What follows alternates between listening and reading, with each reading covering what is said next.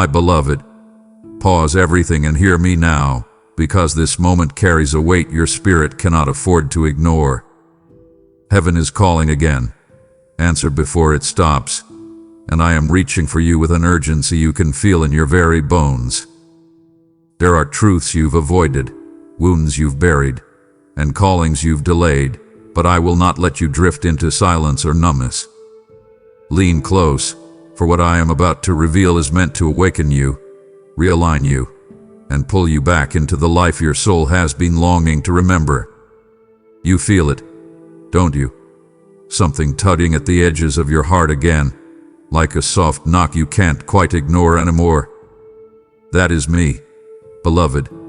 Heaven calling your name once more, not with thunder and spectacle, but with the quiet insistence of a love that refuses to forget you. I have been whispering your name since the day you were formed, and even before that, I dreamed of you, delighted in you, and wrapped your future in my promises. You think I am far away, somewhere distant and unreachable, but I am closer than your next breath, nearer than the thoughts that rush through your mind when you wake in the dark and stare at the ceiling in silence. I am there in the heaviness you cannot explain, in the ache you don't know how to put into words, in the feeling that something more is calling you beyond the routine of your days.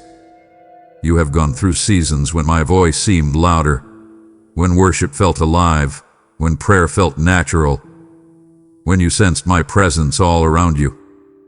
But somewhere along the way, the noise of this world grew, and the volume of your responsibilities, your worries, and your distractions drowned out what your spirit still remembers.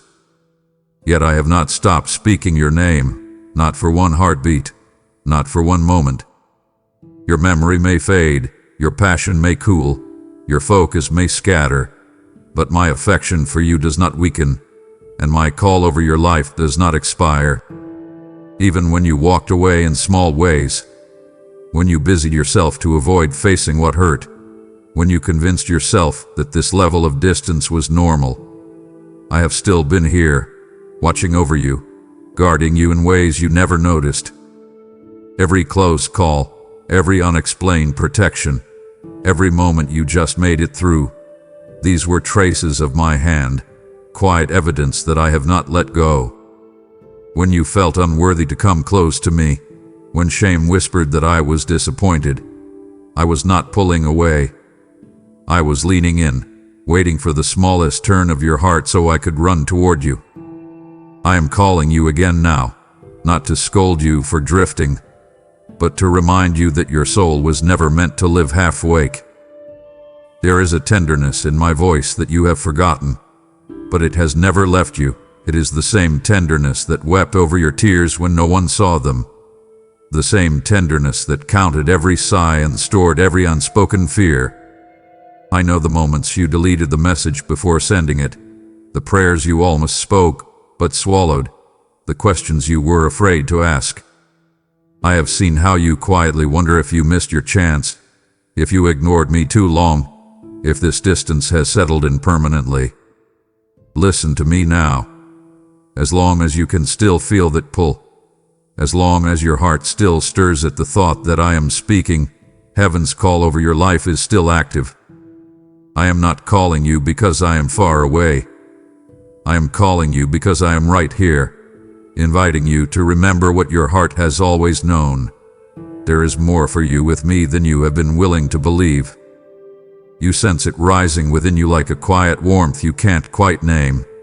And that is where this conversation continues, because I am not summoning you from afar, but from the space your soul has pushed aside for too long. You often imagine me as distant, observing you from unreachable heights, yet the truth woven into your very being is that my nearness surrounds you more completely than any thought you have ever held. You carry wounds and memories that taught you to expect absence, not closeness, and to anticipate silence rather than companionship. Still, I stay near even when confusion clouds your perspective. This nearness is not forced upon you. It is offered gently, the way morning light fills a room without demanding permission. When you feel that subtle pull toward stillness, that soft awareness that something sacred lingers nearby, you are not imagining it. Your heart remembers what your life has forgotten, and that memory stirs again each time you breathe deeply enough to notice what your spirit has been craving. There are moments when your pace seems faster than your peace, as if every thought drags you farther from the calm that once came naturally. When your mind races with unfinished tasks and unresolved emotions, you begin to believe you must navigate everything alone. Yet even then, I am near, not hovering above your struggle, but entering the rawness of it. I am near in the moments when you lose track of what you feel, when you sit in your car long after parking because you cannot go inside yet, when you stare at your reflection wondering how you drifted into this version of yourself. My nearness is not loud.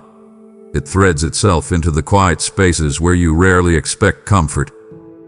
You long for clarity, and while you think clarity is found by trying harder, it is actually found by becoming still enough to notice the presence already surrounding you. There is a nearness that wants to heal the parts of you that grew numb instead of whole. You have felt glimpses of this, brief seconds of relief, gentle reminders that peace is still possible, subtle invitations that make you pause without knowing why. These moments are not random. They are my attempts to draw your attention back to what has been whispering beneath the noise. You may not recognize how your soul reacts to my nearness, but I see it clearly. The softening of your shoulders when you slow down, the way your breathing steadies when you let yourself rest for a moment, the shift in your thoughts when hope flickers back into view. Your heart knows the sound of home, even when your mind forgets. You are being called back not through pressure but through familiarity, because something within you already knows that you were created for companionship with me, not distance. And this nearness is not fading. It is deepening as you listen. You stand closer to rediscovering yourself than you realize. Every time you notice that inward tug, every time you sense a warmth that does not come from your surroundings, every time you feel a longing you cannot quite understand, you touch the edge of my presence. Heaven is not shouting for your attention. It is leaning towards you, offering what has always been yours to receive. There is a stirring inside you that refuses to settle, and that restlessness is not a sign of failure. It is the awakening of a part of you that has been quiet for too long. You may think this stirring is stress or uncertainty, but look deeper, and you will see something sacred beneath it. What rises within you is the same whisper I placed in your spirit long before life complicated your faith. You once felt more open, more alive, more connected to meaning, and even if you cannot recall it clearly, your soul has never forgotten. This is why you feel that inner shift again. It is not nostalgia. It is awakening. There is more inside you than you have allowed yourself to believe. Responsibilities, disappointments, and fatigue have pressed heavily against your spiritual senses, and as a result, the vibrant parts of your inner world grew quiet. But I have been gently nudging those places awake, through unexpected emotions, sudden clarity, and moments when your soul feels too large for the life you've squeezed it into. You have tried to explain this to yourself logically, but awakening is never logical. It is spiritual. It begins with a stirring, then an ache, and finally a realization that something within you refuses to remain asleep. Your awakening is not happening by accident. There are assignments forming around you, opportunities you have not yet recognized, and paths that are preparing to open. You are being awakened because the season ahead will require a sensitivity you cannot access while numb. Your spirit knows when change is near even before your circumstances show evidence of it. You may feel out of place or unsettled, but that is because what once felt comfortable no longer fits who you are becoming. Awakening means your identity is shifting closer to its original design. This awakening comes with responsibility, but not the heavy kind you fear. It comes with clarity, clarity that realigns your priorities, strengthens your discernment, and sharpens your awareness of what truly matters. When you begin to awaken, you start noticing the things you once overlooked, the tone of your thoughts, the weight of your choices, and the direction your life is naturally leaning toward. You begin to feel drawn to what nourishes your spirit rather than what distracts it. You may feel caught between where you've been and where you are going, but that in-between space is sacred. It is where transformation gains momentum. It is where old patterns loosen their hold and new strength grows quietly. You are awakening because heaven sees more in you than you have allowed yourself to imagine. The season that once drained you is giving way to a season that will refine you. The questions that once confused you are opening the door to answers you were finally ready to receive. Let this awakening draw you forward without fear. You are being stirred not for pressure but for purpose. You are awakening not because life demands more of you, but because your spirit has begun to demand more from life. You feel overwhelmed by the noise around you, but the deeper truth is that you have been overwhelmed by the noise within you even more. This is why my voice comes to you now with a steadiness that breaks through the inner clutter you no longer know how to silence. You often believe that life has simply become louder, more chaotic, more demanding, yet much of the noise that burdens you has grown from unprocessed fear, accumulated worry, and expectations you were never meant to carry alone. My call is not to add more sound into your already crowded inner world. It is to pull you out of the noise so you can hear what actually brings life. Noise does not always sound like shouting. Sometimes it sounds like overthinking, self-criticism, blame, and doubt. Sometimes it sounds like replaying conversations long after they ended, reimagining scenarios that will never happen. You become exhausted not because you are weak, but because your spirit is suffocating beneath layers of mental noise that were never meant to govern your peace. When you wonder why clarity seems distant or why you feel disconnected from yourself, it is often because the noise has grown so familiar that you mistake it for guidance. But I am calling you into a stillness that does not depend on external circumstances. I am calling you to a quiet that strengthens rather than empties you. This call is not an invitation to escape life, but to reclaim the space where your inner world can breathe again. You were not created to filter your days through pressure or anxiety. You were created with the capacity to discern, to rest, to receive insight that rises from calm rather than chaos. When you step out of the noise, even for a moment, you begin to hear your spirit again, not the version shaped by fear, but the version shaped by my presence. That version of you carries courage, clarity, and wisdom. Stepping out of the noise may feel unfamiliar because noise has become your normal. Yet familiarity does not equal truth. You were not meant to navigate every emotion without support or carry every burden without release. You were not meant to make decisions from panic or exhaustion. I call you out of the noise because the answers you seek cannot be heard while you stand in the middle of the mental storm. They appear when you pause long enough to let the storm settle. This moment marks a shift. You are being invited into a quieter realm within yourself, a place where you reconnect with purpose, where you remember what matters, and where you rediscover the strength that has been buried beneath constant mental strain. As you step out of the noise, even if only one breath at a time, you step back into alignment with what your soul has been longing for. You step into clarity. You step into peace. You step into the part of yourself that has waited patiently for you to listen again. You notice the emptiness deep inside you at moments when everything around you seems normal. And that inner dryness is where I continue speaking to you now, guiding you into a deeper honesty with yourself.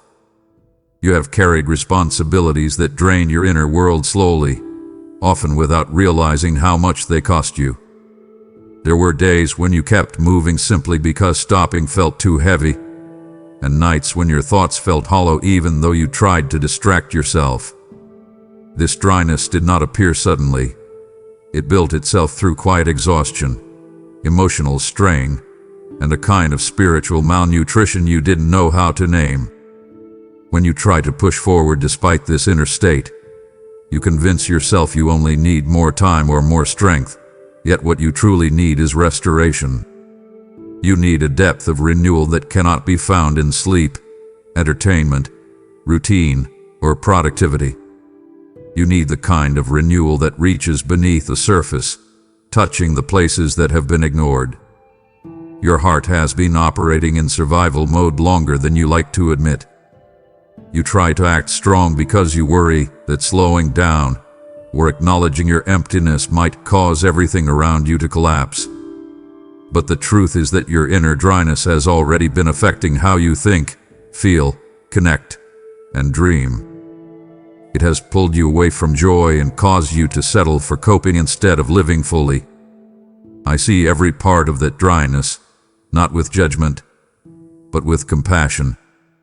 You are not weak for feeling worn. You are simply running on reserves that were never designed to sustain you forever. When I call you now, I call because I want to restore what has grown brittle inside you. This restoration does not come through pressure or performance. It comes through honesty and connection. You are allowed to admit that your heart feels tired. You are allowed to acknowledge that you long for relief deeper than anything temporary. You are allowed to desire a life where your inner world feels alive again. Your dryness is not a sign of abandonment. It is a sign that your soul needs nourishment. You may feel like you've lost spiritual sensitivity or emotional clarity, but what you've actually lost is rest. And I am drawing you into the kind of rest that strengthens instead of weakens you. As I speak to you now, I move into the spaces where you feel empty, not to expose you, but to fill you. There is no shame in needing renewal. There is no failure in realizing you have been running too hard for too long. You are being called because your dryness matters to me. You matter to me. You are not meant to live with a dehydrated spirit or a fatigued heart. You are meant to breathe again, to feel again, to hope again.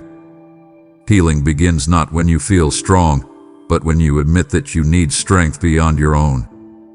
You may not realize how loudly your quietest moments speak, but every unspoken plea you buried inside yourself has reached me with absolute clarity. I continue speaking to you now because your silent prayers, the ones you never voiced aloud, carried more weight than the words you struggled to form. There were nights when you lay awake staring into the dark, trying to organize your thoughts enough to pray, but exhaustion swallowed every sentence. You thought nothing happened in those moments, yet I heard the way your heart trembled. I heard the emotion hiding behind your sighs. I heard the longing wrapped inside your breath. You considered those moments failures, yet I considered them communion. You felt too overwhelmed to speak, but your vulnerability spoke for you. Sometimes you convince yourself that only spoken prayers matter, as if I cannot understand what your soul whispers beneath your fatigue. You may feel inadequate when your thoughts drift or when your emotions feel tangled, but your silent prayers have never been dismissed. I have gathered every one of them with care. You may not remember the moments when you looked upward hoping for help without knowing what to ask for, but I remember. You may have forgotten the times you pressed your hand against your chest because something inside hurt too deeply for words, but I have not forgotten. Your silence did not hide your need from me. It revealed it. And I respond to what is real, not to what you think you should be able to articulate. Your journey has involved countless moments when emotion overwhelmed language. You tried to hold yourself together because you didn't want to burden others or appear fragile. You buried fears and questions because you thought you should be stronger by now. Yet the moment you felt that internal weight, something within you reached upward instinctively. That reaching was prayer. That longing was prayer. The hope that flickered even when you doubted yourself. That was prayer. You have prayed more than you realize because prayer is not limited to words. It is the posture of your inner world when you seek comfort, clarity, or assurance beyond your own understanding. I call you now because your silent prayers have opened the door for deeper connection. The longing inside you shows that your spirit is still alive, still responsive, still open to my touch even when your mind feels tired. These prayers formed a bridge between your struggle and my presence, and I am honoring every whisper of need you carried alone. You are not unseen. You are not unheard. You are not forgotten. What you thought was emotional overflow was actually spiritual communication, and I am responding by drawing you closer, guiding you gently, and awakening parts of you that have waited long enough to be acknowledged. There is a moment you rarely think about, yet it echoes loudly in this conversation. The moment when you asked for a sign, even if you only asked it in passing. You may not have spoken it with confidence or intention. You may have whispered it under your breath or thought it quietly while doing something completely ordinary. Still, I heard it. You asked for clarity because your heart felt uncertain. You asked for guidance because you were tired of guessing. You asked for direction because you feared making another painful mistake. And even though you questioned whether your request mattered, it mattered deeply. Your desire for a sign revealed your desire for connection, and I do not overlook longing that's sincere. I call you now because you are ready for the confirmation you once doubted you would receive. You have been navigating circumstances that left you unsure of which path to choose. You have tried to interpret your emotions, but they changed too quickly. You tried to analyze every detail, but logic couldn't satisfy the ache for certainty. Even in moments when you pretended you didn't care, something inside you kept hoping for reassurance. You wanted something unmistakable, something that would settle your thoughts and steady your heart. That desire was not weakness, it was honesty. And honesty opens the door for revelation. Your request for a sign did not come from desperation alone. It came from faith that still flickers beneath your caution. You would not ask for direction if you did not believe there was someone capable of giving it. You would not ask for confirmation if your heart were truly closed. You may imagine that your faith is small, but I see it differently. I see a heart that wrestles but still reaches. I see a spirit that feels weary but still searches. I see a person who has been disappointed in the past but still dares to hope for clarity. That is enough for me to respond. When I call you now, I am responding to the longing you tried to hide. I am responding to the uncertain prayer that carried more emotion than words. I am responding to the moment when you quietly asked, "Show me what to do," even if you did not say it out loud. You have not been ignored. You have been guided gently toward timing that protects you rather than confuses you. I have been arranging circumstances, preparing insights, and softening areas of your heart that needed space before they could understand my answer. What you seek is drawing near. The clarity you asked for is forming. You are not lost. You are not wandering without direction. When you asked for a sign, you opened your heart to receive one. And now I speak to you, not to overwhelm you, but to confirm what you have sensed but were afraid to trust. You will understand the next step, not through pressure, but through the peace that accompanies what is truly meant for you. You feel it already, that subtle tension between where you stand and where you sense you are being guided, and this is why I continue speaking to you without pause, because the path ahead carries more significance than you realize, and I want you attentive to what your spirit has begun to perceive.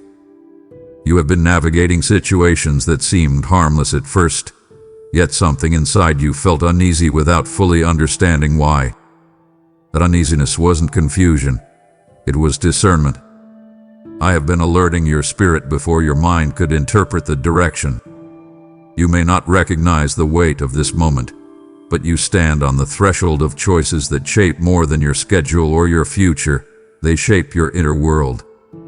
I call you now because I want you aware of subtleties that may not appear dangerous on the surface yet can quietly pull your heart away from the steadiness you desperately need. Life often presents options wrapped in appeal, comfort, or convenience, but the true cost hides beneath the surface. You have encountered moments when something looked promising, yet your spirit hesitated.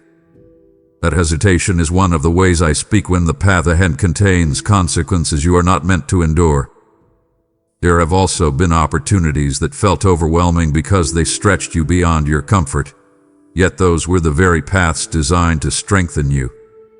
Discernment becomes clear when you learn to recognize the internal difference between discomfort that strengthens and temptation that weakens. You have sensed that difference more than once, but you doubted yourself. Now I remove the doubt. What you felt was not random. What you sensed was not irrational. You were perceiving spiritual direction before it could reach your logic. You stand at a crossroads where choices carry spiritual weight, emotional weight, relational weight, and even generational weight.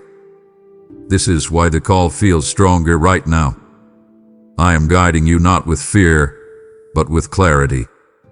You are meant to step forward with intention, not drift into paths that drain you or distract you. The enemy rarely approaches loudly. Distraction is more effective than destruction. When you delay your awareness, your focus becomes vulnerable. When your focus becomes vulnerable, so does your purpose. This is why I speak to you now with such urgency, not to frighten you, but to anchor you. There are moments ahead when you will need to rely on something deeper than logic. You will be prompted to walk away from certain choices even when they seem harmless. You will feel a pull toward opportunities that require courage.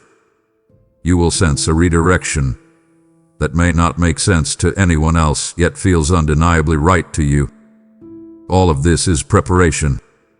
You are being shaped into someone who moves with intention, someone who listens inwardly rather than reacting outwardly. I call you because I see what approaches long before you reach it.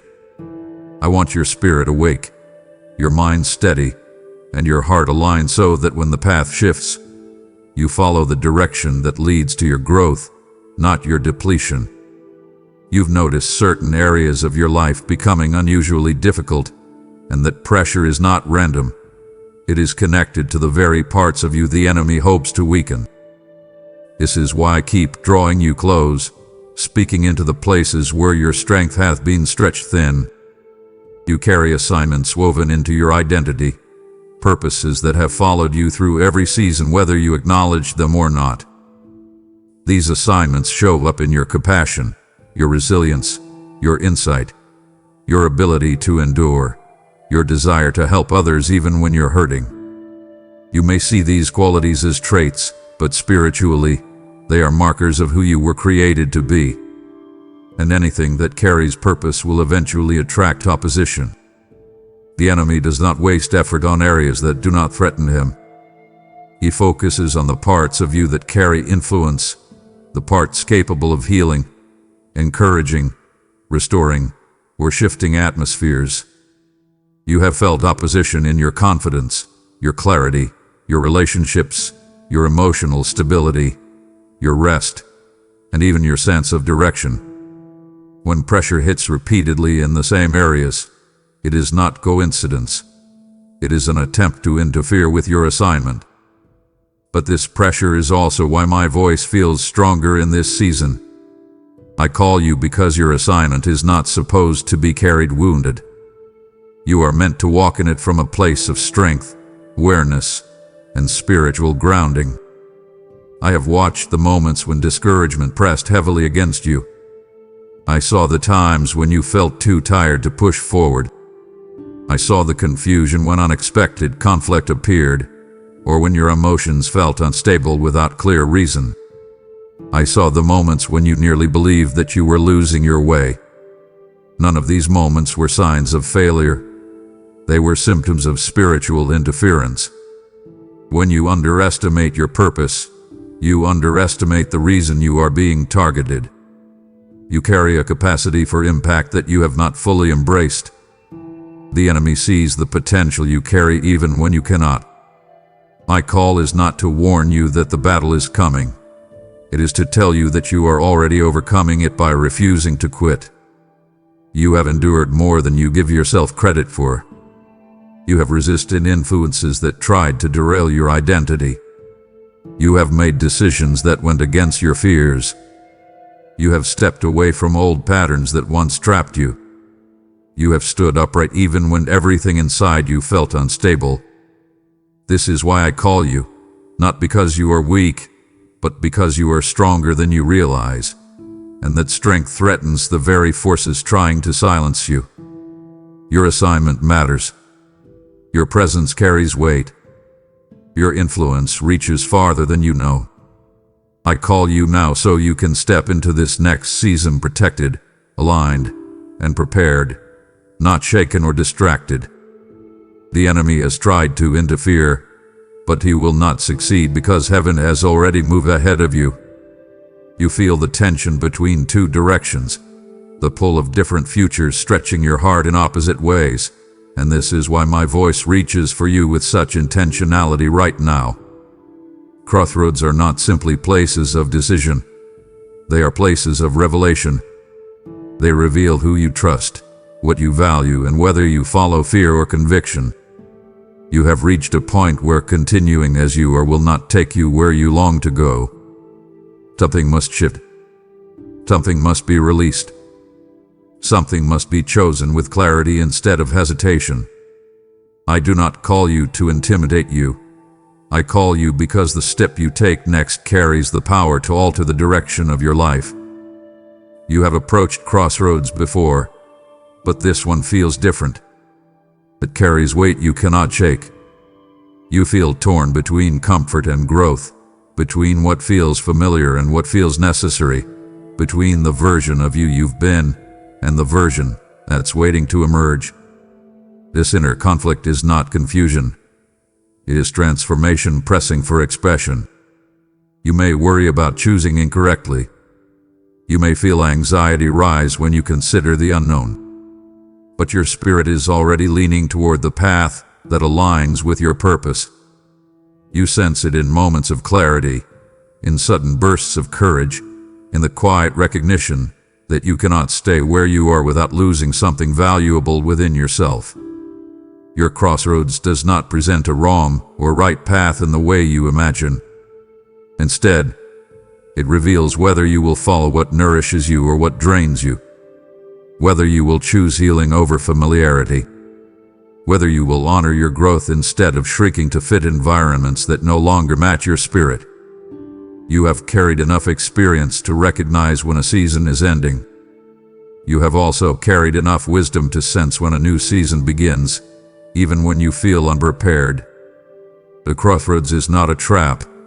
It is an invitation. It calls you toward alignment with who you are becoming. Every significant turning point begins with a moment like this, where everything feels both uncertain and strangely promising. I am not asking you to leap blindly. I am asking you to trust the direction that brings peace to your spirit, even if it stretches your courage. I am calling you because I know what waits on the other side of this decision. You may fear losing what is familiar, but the true loss would be remaining stuck in a version of life that cannot sustain your growth. The path you choose next will shape the landscape of your future, not through pressure or perfection, but through alignment. When you choose what aligns with your spirit, you choose what aligns with your purpose. You are standing at a sacred intersection where your past loosens its grip and your future draws closer. This is why I call you, to steady your heart so you can step forward with confidence, not hesitation. There is a moment you rarely admit to yourself, the moment when everything around you looks fine, yet something inside you quietly aches, and nothing you reach for seems to quiet it. I continue speaking to you here because this ache has followed you longer than you want to acknowledge. You have attempted to fill it with routines, distractions, accomplishments, relationships, and even temporary escapes that offered quick relief but never brought real closure. You have poured energy into tasks, hoping productivity would numb the hollow places. You've turned to busyness because feeling occupied seems safer than feeling vulnerable. You've tolerated distractions because silence felt too revealing. But none of it has resolved the emptiness. It has only delayed the moment when you would finally face it with honesty. I am calling you now because that emptiness does not reveal failure. It reveals longing. It reveals that your spirit has outgrown the temporary comforts you once depended on. There have been days when you felt as though nothing was wrong, yet your heart carried a quiet heaviness. You couldn't explain it clearly, so you told yourself you were being dramatic or overly sensitive. But your sensitivity was not the problem. It was an indicator. Your spirit has been trying to signal that the life you settled into does not nourish who you truly are. So you searched for comfort in whatever was accessible. You tried to entertain the ache away. You tried to talk it away. You tried to move fast enough that the emptiness couldn't catch up.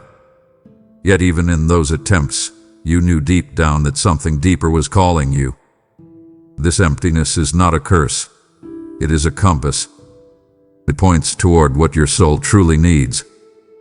When temporary things lose their ability to satisfy, it is because your spirit is maturing. You are beginning to recognize that fulfillment comes from alignment, not distraction. It comes from connection, not convenience.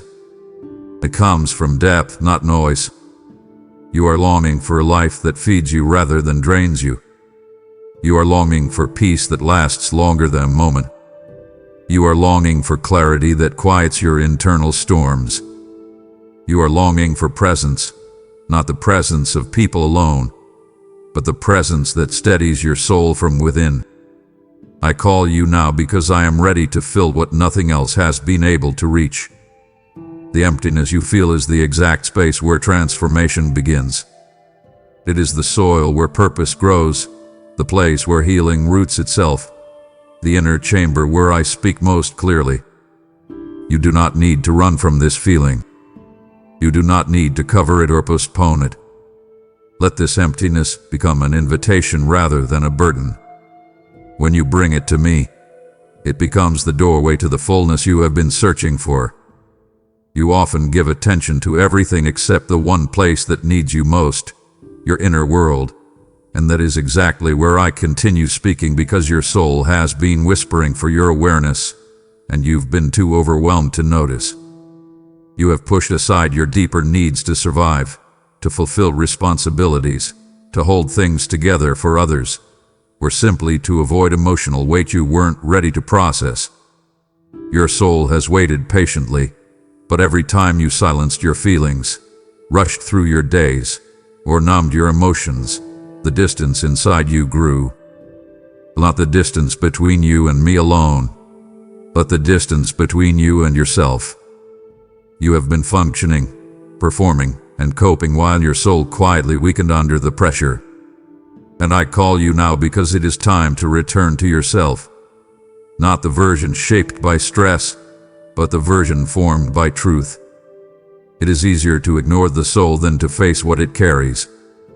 You have avoided certain memories because they stir emotions you weren't prepared to confront. You've avoided rest because stillness brings clarity you weren't ready to face. You've avoided vulnerability because you fear what will surface. But a soul ignored becomes a soul burden. Its signals grow stronger until they interrupt your peace, your focus, or your ability to feel joy. You've noticed this happening. Moments of sudden heaviness, bursts of unexplained irritation, waves of sadness that felt disproportionate, or a numbness that slowly took the place of emotional depth. These were not random. They were reminders that your soul has needs too, and those needs cannot be silenced forever. When you ignore your soul, you begin to lose parts of yourself without noticing the loss. You stop dreaming as boldly. You stop feeling as deeply. You stop hoping as freely. Life becomes narrower, heavier, and less vibrant. But the fact that you are still sensitive enough to feel that something is off is evidence that your soul is not lost. It is calling for healing. You may have forgotten how to listen inwardly, but your soul has not forgotten how to speak. And I call you now so you can re-enter your own heart with compassion instead of avoidance. This invitation is not about reliving pain.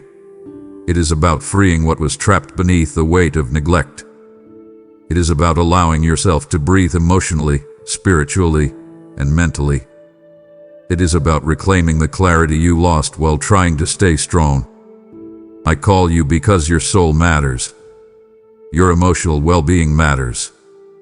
Your inner truth matters. When you reconnect with your soul, you reconnect with me, because I speak most clearly where you are most honest. And honesty begins when you finally stop running from yourself. There is a prayer you barely remember praying, one spoken in vulnerability during a season when your heart was more open, and I bring it to the surface now because I have not forgotten what you asked of me.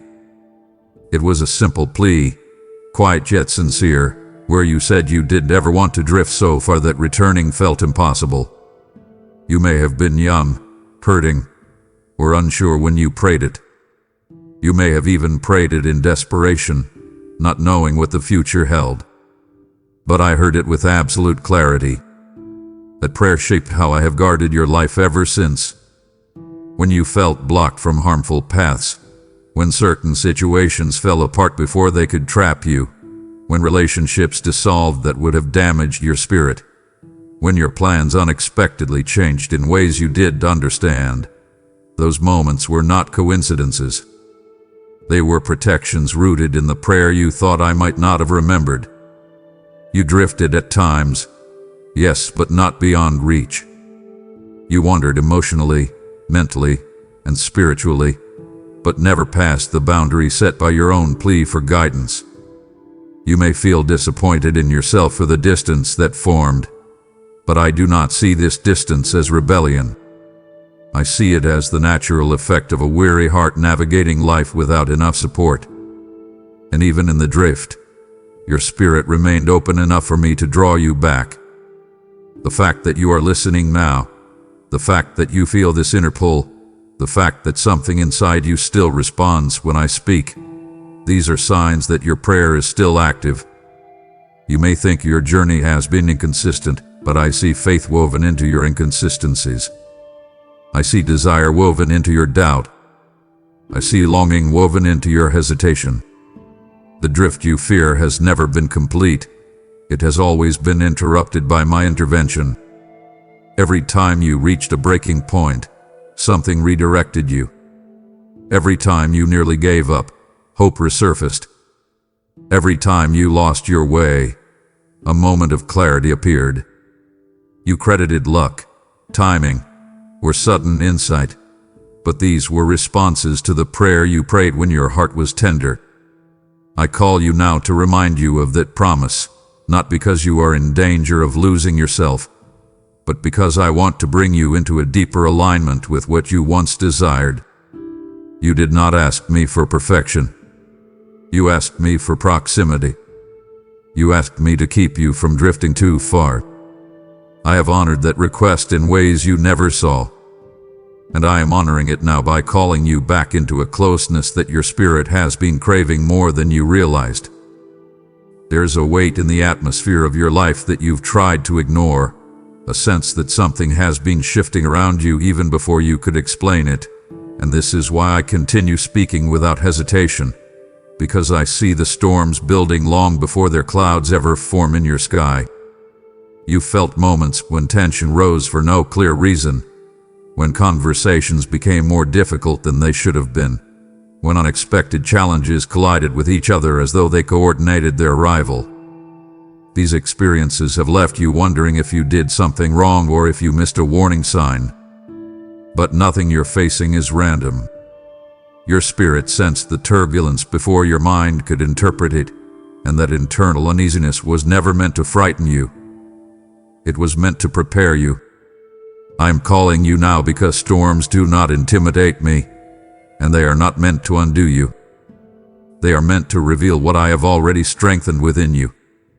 You have walked through seasons where you held yourself together with determination, believing that the only way to endure the storm was to be stronger, more disciplined, more resilient. But storms are not endured through force alone. They are navigated through awareness of what you carry, awareness of what matters, and awareness of the protection that surrounds you. You have tried to predict the outcome of your challenges, yet you overlook the most important truth. You are not meeting these storms unprepared. I have been shaping your endurance quietly, long before the first winds ever reached you. Every past challenge refined your vision. Every closed door redirected you. Every emotional shaking shaped your stability. You've been trained by experiences that felt painful, but they built muscles you could not have gained without pressure. There are storms that come as consequences and storms that come as catalysts. What you're facing now functions as a catalyst, not a punishment. It is pushing you into deeper clarity about who you are and what direction you're meant to move in. You may feel stretched, but stretching is not breaking. You may feel uncertain, but uncertainty does not equal danger. The storm around you has revealed fractures in certain relationships, patterns, behaviors, and desires, not to shame you, but to show you where reinforcement is necessary. You are being reminded that peace cannot depend on circumstances because circumstances shift without warning. Peace must rise from within, anchored in something greater than what moves around you. I call you during this storm because I want you to stand in awareness, not fear. You have more strength than you recognize, and the storm is exposing that strength in ways daily life never could. You are learning to differentiate between voices that guide you and voices that mislead you. You are learning to separate truth from emotion. You are learning to pause long enough to sense what aligns with your spirit. As the winds intensify, you will find clarity about what truly belongs in your life and what has drained you for far too long. This storm will not ruin you. It will refine you. Heaviness does not last forever, and what emerges from this season will carry more depth, more wisdom, and more stability than what you carried going into it. There is a part of you that believes your private moments go unnoticed. Yet I continue speaking because every tear you released in silence mattered deeply to me. You have carried the weight of emotions you felt unable to express fully, and you released them quietly. Sometimes in the pause after a long day, sometimes in the stillness of the night when no one was watching, sometimes in the middle of your responsibilities when emotion simply overflowed. These tears were not signs of weakness. They were honest expressions of a heart carrying more than it had room for. You pushed through moments that would have broken others, all while convincing yourself that you were handling things well enough. But I saw the difference between what you showed the world and what you carried privately. I noticed the heaviness behind your smile, the exhaustion behind your strength, and the longing behind your silence. Your hidden tears tell a story of bravery, because it takes strength to feel deeply in a world that encourages emotional numbness. You have held pain that had no audience. You have navigated disappointment without a confidant. You have endured loss that no one fully understood. You have questioned yourself quietly, even while appearing stable to others. These tears were not wasted. They watered the ground of your spiritual life, softening areas that had become hardened through years of managing everything alone. And while you may think those tears revealed vulnerability, they actually revealed your capacity to heal. You cannot heal what you refuse to feel, and every tear you shed became part of your emotional release, part of your unspoken prayer, part of your journey toward restoration. I call you now because I want you to understand that none of your tears escaped my attention. I saw the moments when your chest tightened under pressure. I saw the way you tried to steady yourself, telling your heart to be stronger, faster, tougher. I saw the way sadness crept in unexpectedly, reminding you of unresolved hurts or memories you tried to move past. I saw the tears you wiped quickly so no one would notice, the ones that escaped your eyes before you had time to hide them. Those tears carry meaning. They are evidence that your spirit is still alive, still sensitive, still capable of connecting deeply, even after everything you've endured. Your tears did not push me away. They drew me closer. You may fear that your sadness makes you a burden, but I tell you now, your sadness is safe with me. It reveals where comfort is needed, where healing must enter, where gentleness must replace pressure. I speak to you because I am not distant from your emotional reality. I am present in it. I am present in the places where your heart feels fragile, present in the memories that still ache, present in the longing you rarely admit. You do not have to hide what you feel. You do not have to pretend your heart is invincible. Your tears have already spoken for you, and I am responding to every one of them. There is something you have questioned quietly in the depth of your heart, whether your value has changed because of what you've been through, and this is why I speak to you with unwavering intention right now. Your circumstances may have shifted. Your relationships may have evolved. Your emotions may have fluctuated. Your confidence may have wavered. But none of these things have altered your worth. You interpret your value through the lens of your experiences, and because some experiences wounded you, you assume that your value diminished along with them. But your worth is not tied to performance, success, stability, or the approval of people who failed to understand you. Your worth is rooted in something unchanging, something eternal, something untouched by rejection, mistakes, or hardship. You have gone through seasons where you felt overlooked, unappreciated, or unseen. You wondered if something was wrong with you, if you were difficult to love, if your presence mattered less than you once believed. Those thoughts didn't arise because you lacked value. They arose because certain environments failed to recognize it. You adjusted yourself to meet expectations that drained you. You lowered your voice, your needs, your dreams, and your boundaries because you feared losing connection. You internalized disappointments that weren't your fault. And slowly, without realizing it, you allowed the behavior of others to shape the way you saw yourself. That is why this message reaches you now, because your perception of your worth has become dim, and I intend to restore its brightness. Your value has remained untouched through every season of your life. It remained intact through heartbreak, through failure, through delay, through regret, through confusion, and through loneliness. You may have felt abandoned in certain moments, but abandonment does not define you. You may have felt inadequate, but inadequacy is not your identity. You may have lost confidence temporarily, but confidence is not the foundation of your worth. Even when you doubted yourself, even when you made mistakes, even when your emotions felt unstable, your value remained steady. You are more than your experiences, more than your past, more than your fears. I call you now because you have underestimated your significance. You have forgotten your strength. You have overlooked your resilience. You have ignored your beauty, your depth, your intelligence, your sensitivity, your compassion, your capacity to rise after being knocked down. I see what you are capable of even when you doubt it. I see the potential that fear tries to bury. I see the light in you that darkness tries to dim. And I speak because I want you to awaken to your true worth again. Your value has not decreased. It cannot decrease. It does not fluctuate with emotion or circumstance. It has remained steadfast through every chapter of your life. And now, as you hear my voice drawing you closer, I am bringing you back into alignment with the truth of who you have always been.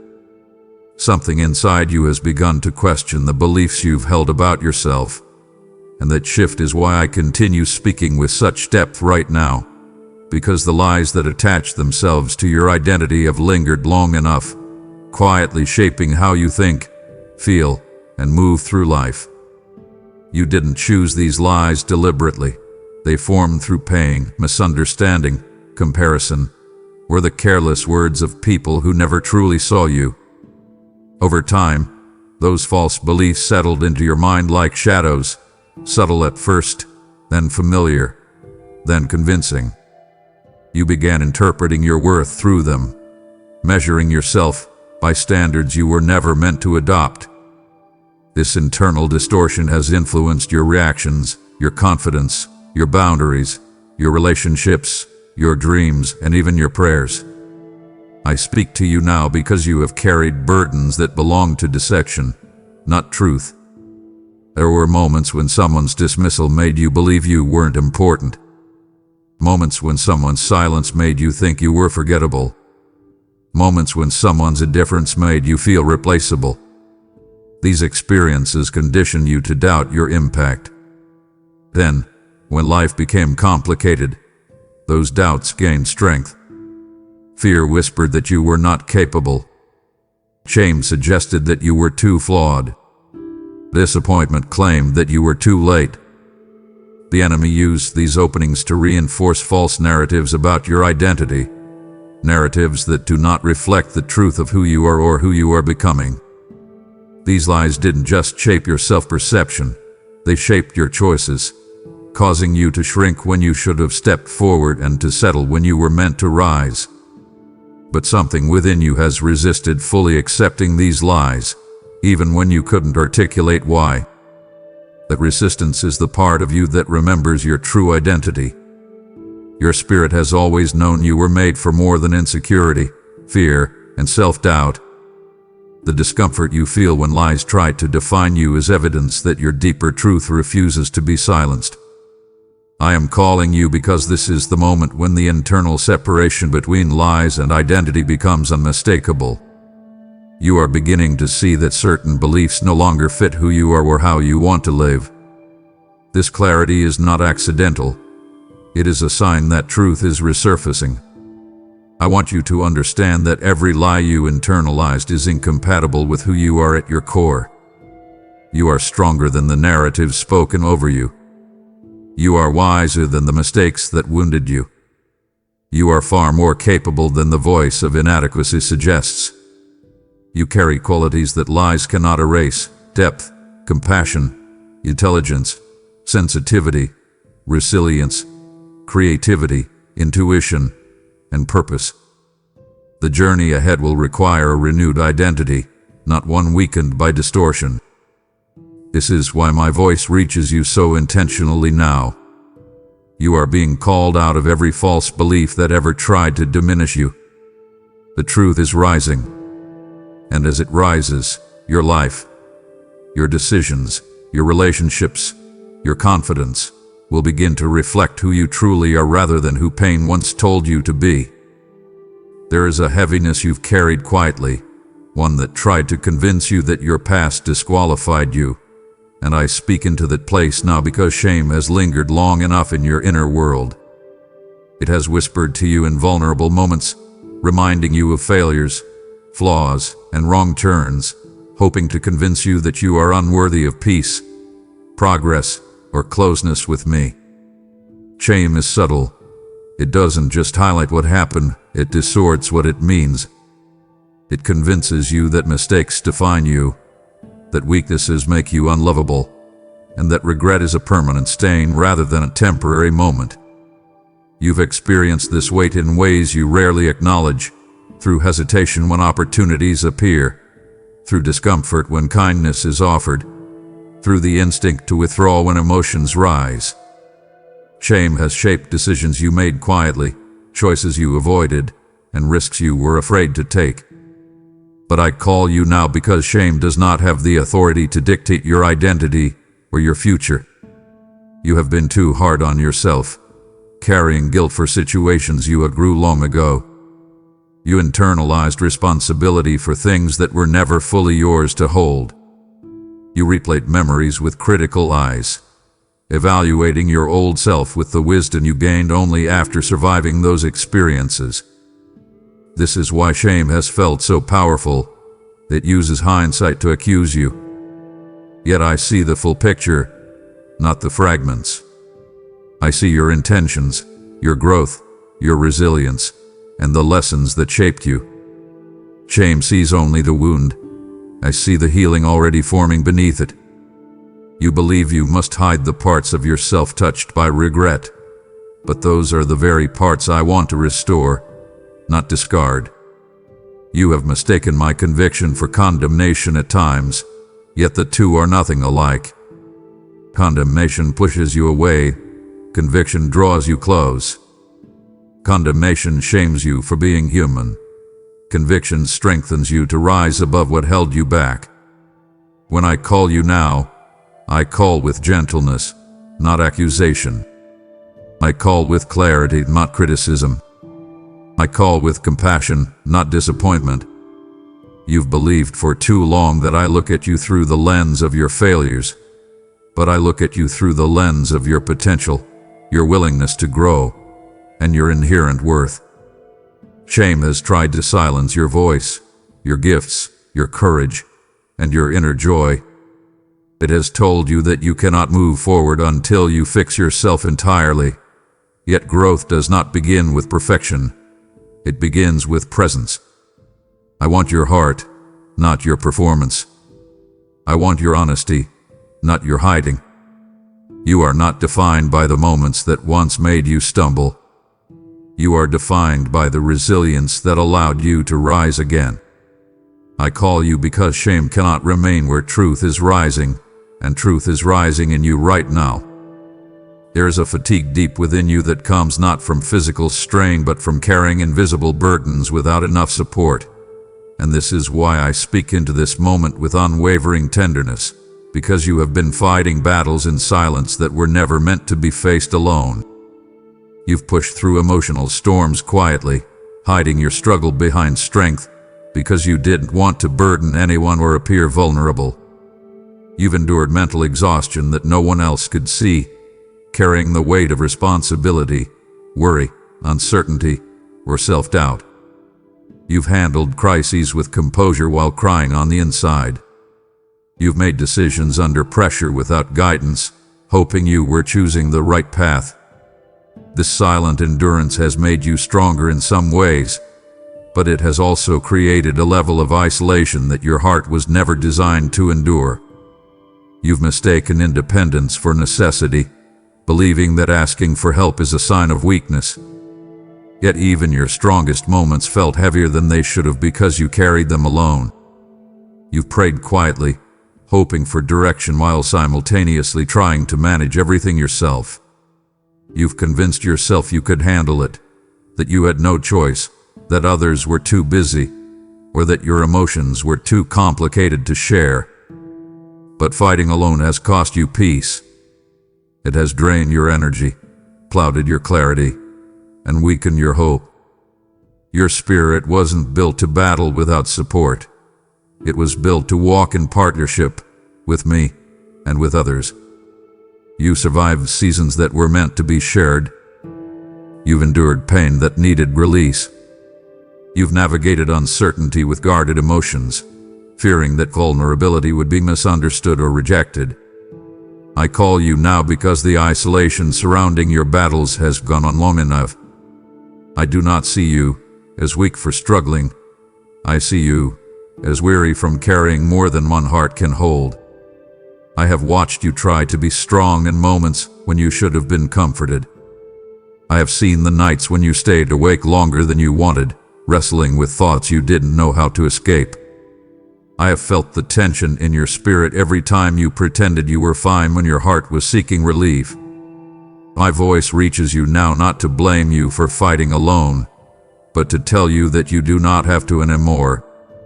You are not meant to be your own rescuer, your own comforter, your own counselor, and your own strength all at once. You are allowed to lean. You are allowed to rest. You are allowed to let me enter the battles you've been trying to manage yourself. You are allowed to be carried through seasons that feel too heavy to walk through. I call you so you can release the weight you've been holding, not because you failed to manage it, but because I never intended for you to manage it alone. There is a heaviness that has pressed against your inner world so consistently that you've begun to assume it is simply part of life. Yet I speak into this moment because that pressure did not originate from you. It surrounded you, pressed on you, and tried to shape you in ways that were never aligned with your true identity. You felt it in waves of discouragement that came without explanation. You felt it in sudden doubts that interrupted your confidence.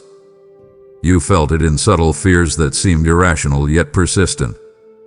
You felt it in the emotional fatigue that settled in, even on days when nothing particularly difficult happened. This pressure has not been random. It has been spiritual.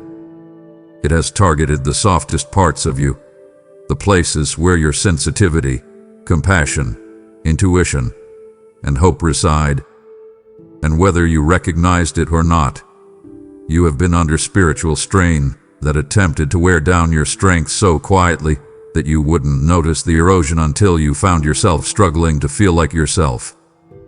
Spiritual pressure shows up in the mind first, shaping thoughts that do not align with truth. It shows up in the heart next, turning natural emotions into heavy ones. It shows up in the body through exhaustion that goes beyond physical tiredness. You've experienced all of this in ways that made you question whether something was wrong with you. Yet nothing is wrong with you. The pressure has simply been strong. When you carry a calling, when your life carries impact, when your presence carries influence, spiritual resistance becomes part of the journey.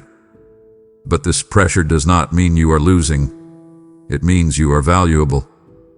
You were targeted because of the strength within you, not because of weakness within you. This weight has pressed against your relationships as well, creating misunderstandings or tension where peace once existed. It has clouded your decisions, making simple choices feel complicated. It has interfered with your rest, and even your confidence. You've wondered why old insecurities resurfaced or why small concerns suddenly felt overwhelming. You've asked yourself why internal battles intensified despite your efforts to stay grounded.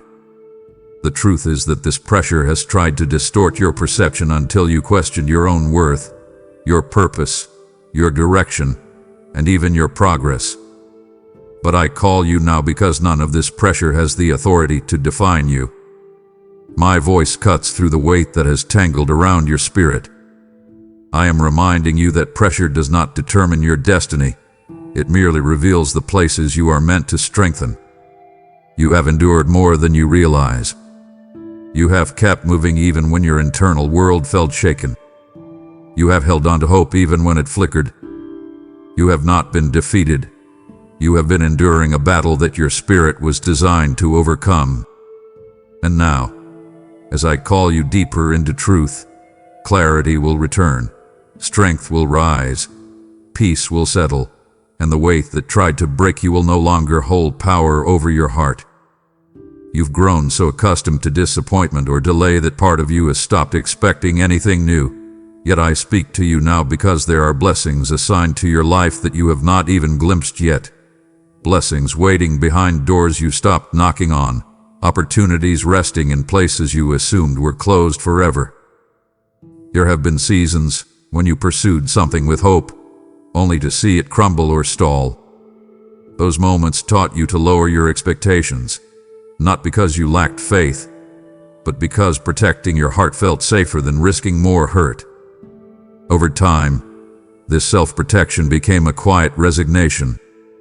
You stopped knocking, not out of disbelief, but out of exhaustion. You told yourself that perhaps those desires were unrealistic or unnecessary. But heaven did not forget those desires. Heaven preserved them. What you assumed was no was often not yet. What you interpreted as rejection was often redirection. And what you believed was the end of a possibility was often the beginning of preparation. You have prayed for things that seemed to go unanswered. but I saw you waiting with a sincerity that softened even your most difficult seasons. You have carried dreams that felt too fragile to pursue again, dreams you buried out of fear they would break a second time. You have hoped for breakthroughs that looked impossible from your vantage point. But blessings do not disappear when delayed. They gather, mature, and develop until the appointed moment when your heart is ready to receive them. Some doors didn't open because the blessing behind them required a stronger version of you. And now, as your spirit awakens again, you are closer to that version than ever before. I call you now because I want you to approach your life with the renewed understanding that not everything you stopped believing for is gone. There are relationships meant to heal, opportunities meant to unfold, ideas meant to blossom, and provisions meant to arrive. You haven't missed your moment. You are stepping toward it. The doors ahead will not require you to force them open. They will open at the right time, often in ways that surprise you. You will look back and realize that delay was not denial. It was alignment. Your story is not done unfolding. Your dreams are not outdated. Your purpose is not behind you. And the doors you once walked away from will lead to rooms greater than what you imagined. I call you because I want you to believe again, not blindly, but boldly. Blessings are waiting, not because you earned them, but because they were always part of your journey. And now, your heart is awakening to knock again. There have been moments when you wondered if you missed your chance, if certain seasons expired before you were ready, if too much time passed for meaningful change to occur. And that is exactly where I speak to you now, because your future has never been fragile, and it has certainly never died. Your setbacks did not cancel it. Your delays did not erase it. Your mistakes did not disqualify it. Even your seasons of drifting did not dim what I placed inside you. Your future has been evolving quietly in the background, shaped by every lesson, strengthened by every hardship, and protected through every detour. You may have lost confidence in your timeline, but your timeline has not lost its alignment. You've walked through experiences that made you hesitant to dream again. Disappointment taught you to be cautious. Pain made you shrink your expectations. Fear persuaded you to stay safe. And the weight of unfulfilled potential made you assume that perhaps your best days were already behind you. Yet even when you thought your future was shrinking, it was expanding invisibly. Growth often happens in hidden places. Transformation takes root long before you see its evidence. You have been developing internally in ways you never acknowledged, gaining wisdom, compassion, discernment, resilience, and depth that your younger self didn't possess. Your future requires these qualities, which is why your journey has included so many shaping moments. What you see as lost time, I see as preparation. What you call detours, I call formation. What you interpret as stagnation, I interpret as strengthening. The future ahead of you is not waiting for perfection. It is waiting for readiness. And readiness is exactly where you are beginning to stand. I call you now because I want you to understand the truth. Your story is not reaching its conclusion. It is approaching its turning point. You are entering a season where dormant potentials awaken. Ideas return. Creativity stirs. Hope rises. Opportunities align. And confidence grows. Not the loud kind, but the steady, rooted kind that rebuilds you from within. You will see why certain doors stayed closed. You will understand why certain people left. You will recognize why certain seasons felt still. Everything have been building towards something meaningful. Your future is alive, vibrant, and unfolding even now. You do not need to chase it frantically. You need to walk toward it with openness. I have prepared paths that fit you perfectly, paths designed for the version of you that has emerged through the fire of your experiences. And as I call you now, know this: Nothing about your future has been lost. It is waiting for you to claim it. You can feel it deep in your spirit, the sense that you've been doing far more enduring than living. And that is why I speak to you with such intentionality now, because your soul was never designed to remain in a state of emotional or spiritual survival. You adapted to hard seasons with remarkable strength, but adaptation was never meant to become your identity. You learned how to push through exhaustion, how to silence your own needs, how to live on limited emotional energy, and how to keep moving even when your inner world was depleted. That resilience protected you, but it also trained you to live in a mode that your spirit has outgrown. Survival served you for a time, but it cannot carry you into the fullness of the future waiting for you. I call you now because the part of you that has forgotten what flourishing feels like is awakening again, and I refuse to let you settle into a life smaller than the one your soul is longing for. You've had seasons where you were simply trying to make it through the day. You handled crisis after crisis, often without the space to process what each one cost you. You took on responsibilities that left no room for rest. You trained your heart to anticipate disappointment so the blow would hurt less. You minimized your dreams to make your life more manageable. You lived cautiously because you were tired of being broken by expectations. These adjustments help you survive, but they also restricted your joy, your creativity, your courage, and your authenticity. Over time, you forgot the version of yourself that once embraced possibilities instead of fearing them, the version that felt inspired rather than pressured, the version that believed in more instead of settling for less. Flourishing required permission to hope again, to care again, to dream again, to feel again. You haven't lacked the desire to flourish. You've lacked the space to do so. And I am calling you because I am making space in your life and in your heart. I am clearing out old burdens that once drained you. I am untangling you from pressures that were never yours to carry. I am releasing you from emotional patterns formed in seasons of struggle. Flourishing is not about perfection. It is about restoration. It is about reconnecting with joy that once felt distant. It is about embracing peace that does not depend on circumstances. It is about stepping into abundance, not necessarily material abundance, but emotional, spiritual, and relational abundance. You may feel uncertain about stepping out of survival mode because surviving is familiar. Flourishing, on the other hand, requires trust, softness, vulnerability, and openness, qualities you haven't felt safe accessing for a while. But this transition will not overwhelm you. You will not awaken instantly into flourishing. You will grow into it gently and steadily. The heaviness in your spirit will begin to lift. A numbness will begin to soften. The clarity you've missed will begin to return. And the dreams you buried will begin to resurface. I call you because you are ready, even if you don't feel ready. You've carried enough heaviness. You've survived enough storms. Now, it is time to step into a season where you do more than endure. It is time to bloom again, slowly, steadily, beautifully.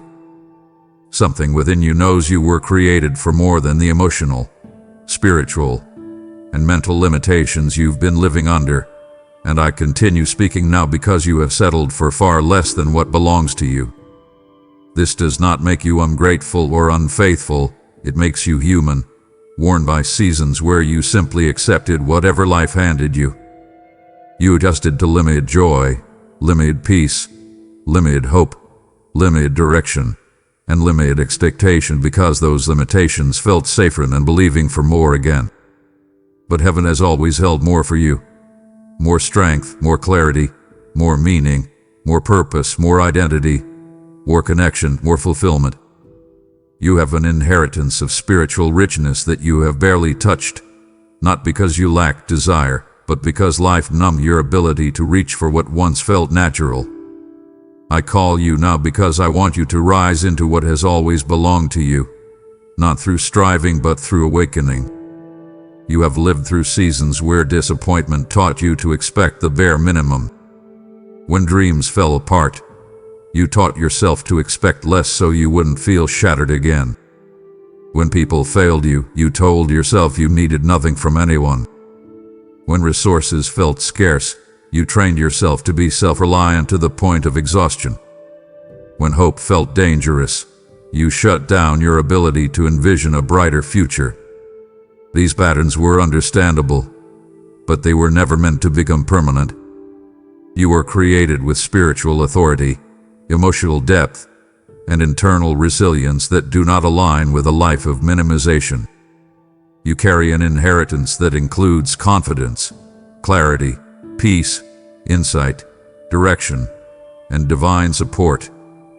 But you've been living as though those things were only available to others. There is more for you.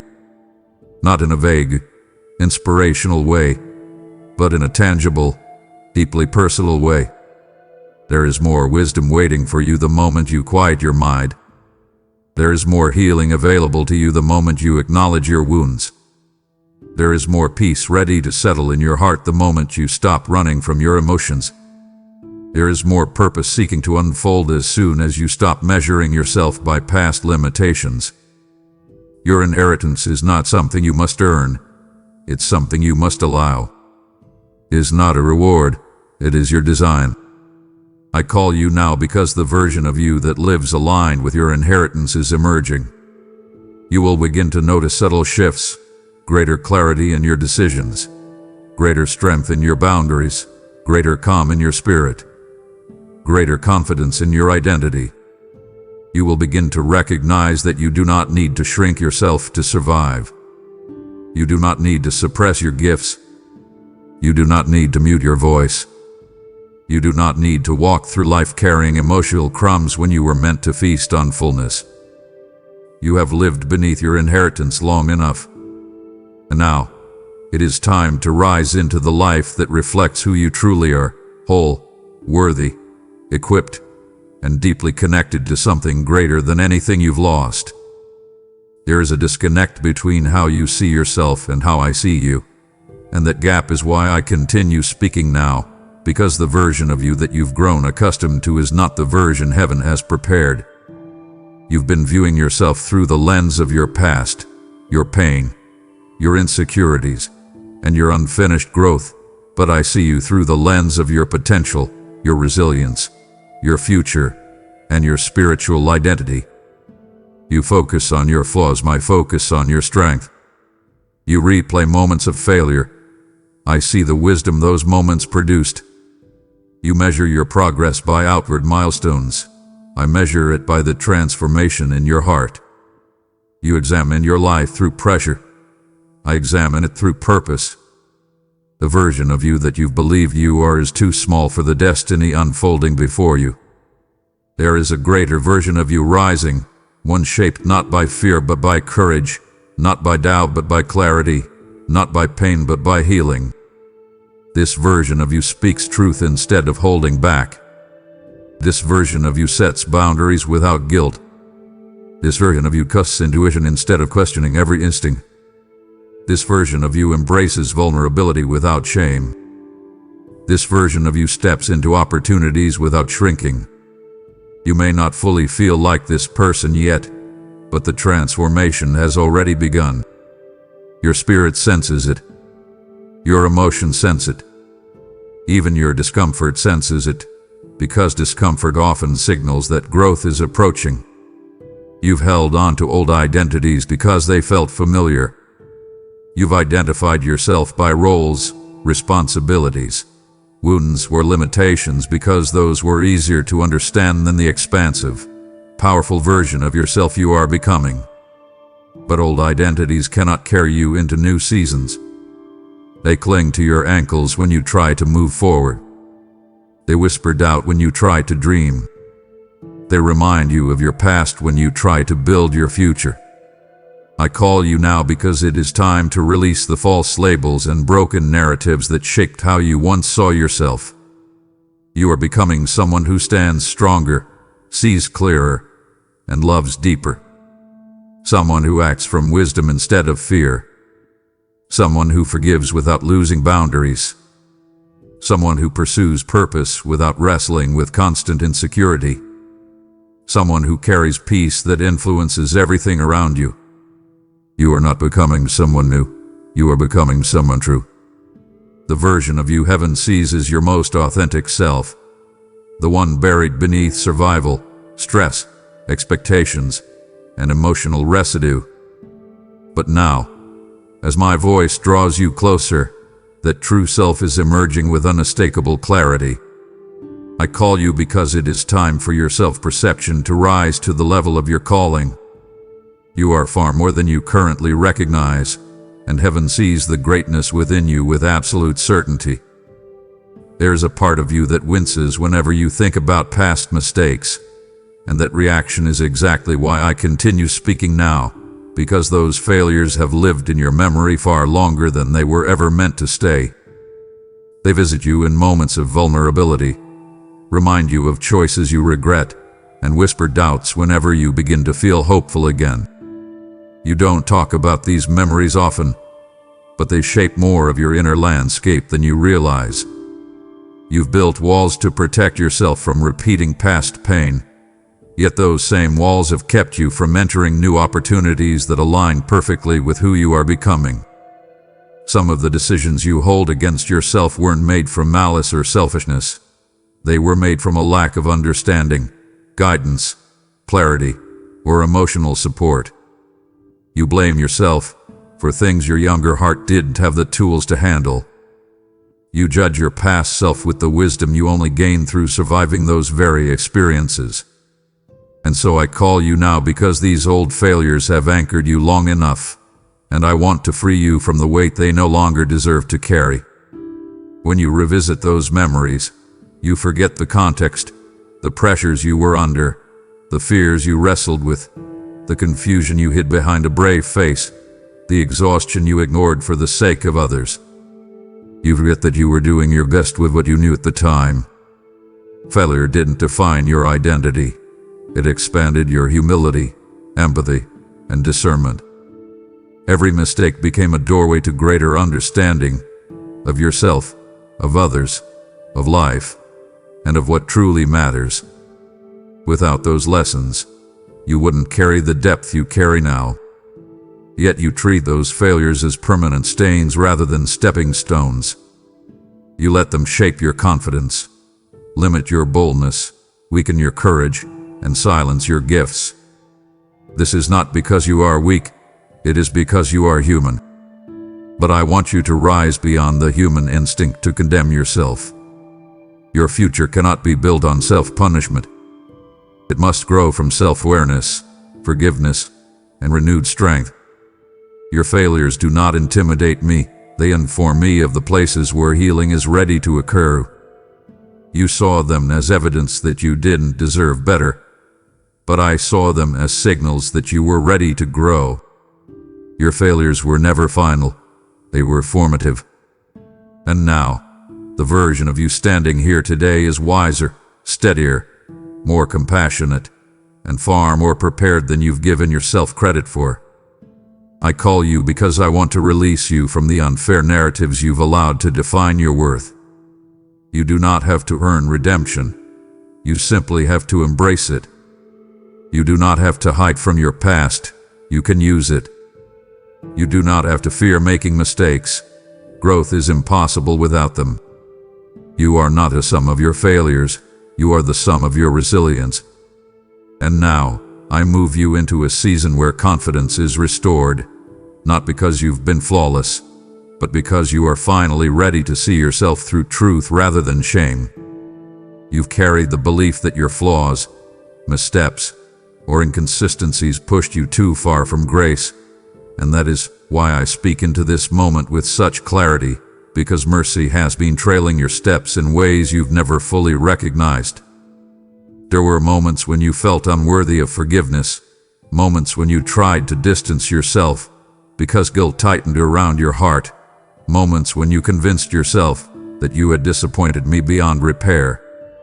But your fear of failing did not stop me from pursuing you with compassion. Your imperfections never repelled me.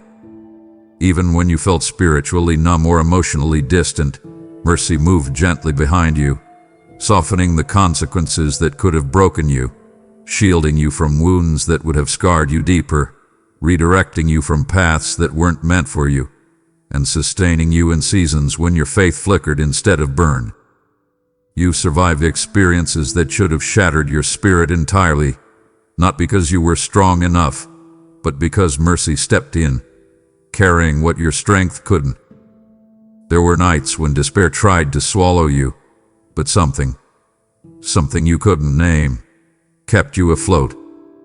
That something was mercy. There were situations where you should have fallen apart, yet somehow you didn't, and now you understand why. Mercy held you when you couldn't hold yourself together. Mercy covered you when you made decisions out of fear or confusion. Mercy protected your heart from wounds you didn't have the resilience to recover from at the time.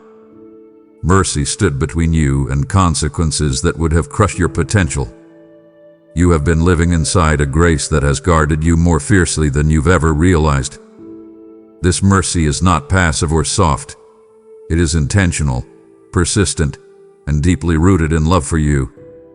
It does not excuse your mistakes, but it does cover your humanity. It does not dismiss your imperfections, but it redeems them. It does not erase your pain, but it transforms it. Your past didn't push mercy away. It activated mercy in ways that kept your story from collapsing under the weight of regret. You may feel unworthy of such compassion, but mercy does not flow because of your worthiness. It flows because of your identity, because of your purpose, because of who you are becoming. I call you now because I want you to stop living as if mercy is fragile. It is not. It has withstood every chapter of your life. It has outlasted your doubts. It has carried you through mistakes you thought disqualified you. It has ushered you into this very moment where your heart is softer, your awareness sharper, your understanding deeper. Mercy has not failed you, not once. And now, as you step into a season of renewed clarity, I want you to walk confidently in the reality that mercy is still unfolding around you, shaping your path toward healing, restoration, and transformation. There is a silence inside you that you've mistaken for peace, and that is why I speak directly into this tender moment, because your heart has grown quiet not from restoration, but from exhaustion. You thought you healed because the pain doesn't scream anymore, but numbness is not the same as wholeness. You've been worn down by emotional battles, drained by responsibilities, stretched by expectations, and weighed down by burdens you carried politely. Over time, the weight muted your emotions, softened your reactions, and dulled your desires. You told yourself you were finally calm, finally steady, finally past the hard part, yet deep down you sense that something isn't quite resolved. It isn't peace, it's depletion. And I call you now because I want to restore what fatigue has silenced. Your heart did not become quiet because it stopped caring.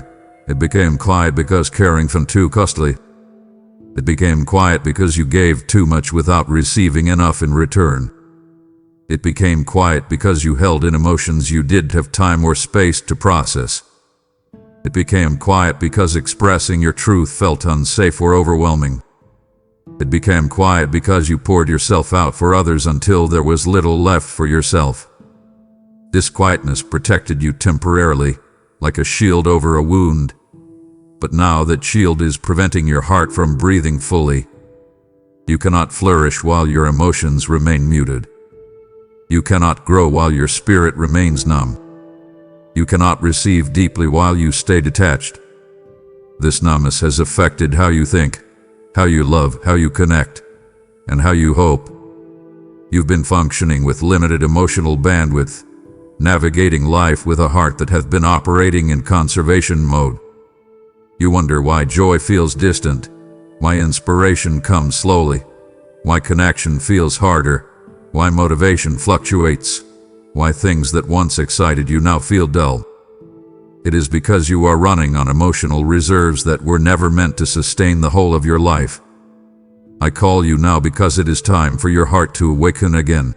Not abruptly, not forcefully, but gradually, through gentleness, through truth, through renewed connection. Healing begins when numbness gives way to feeling, when silence gives way to honesty, when exhaustion gives way to replenishment. You are not meant to live with a quiet heart. You are meant to live with a full one.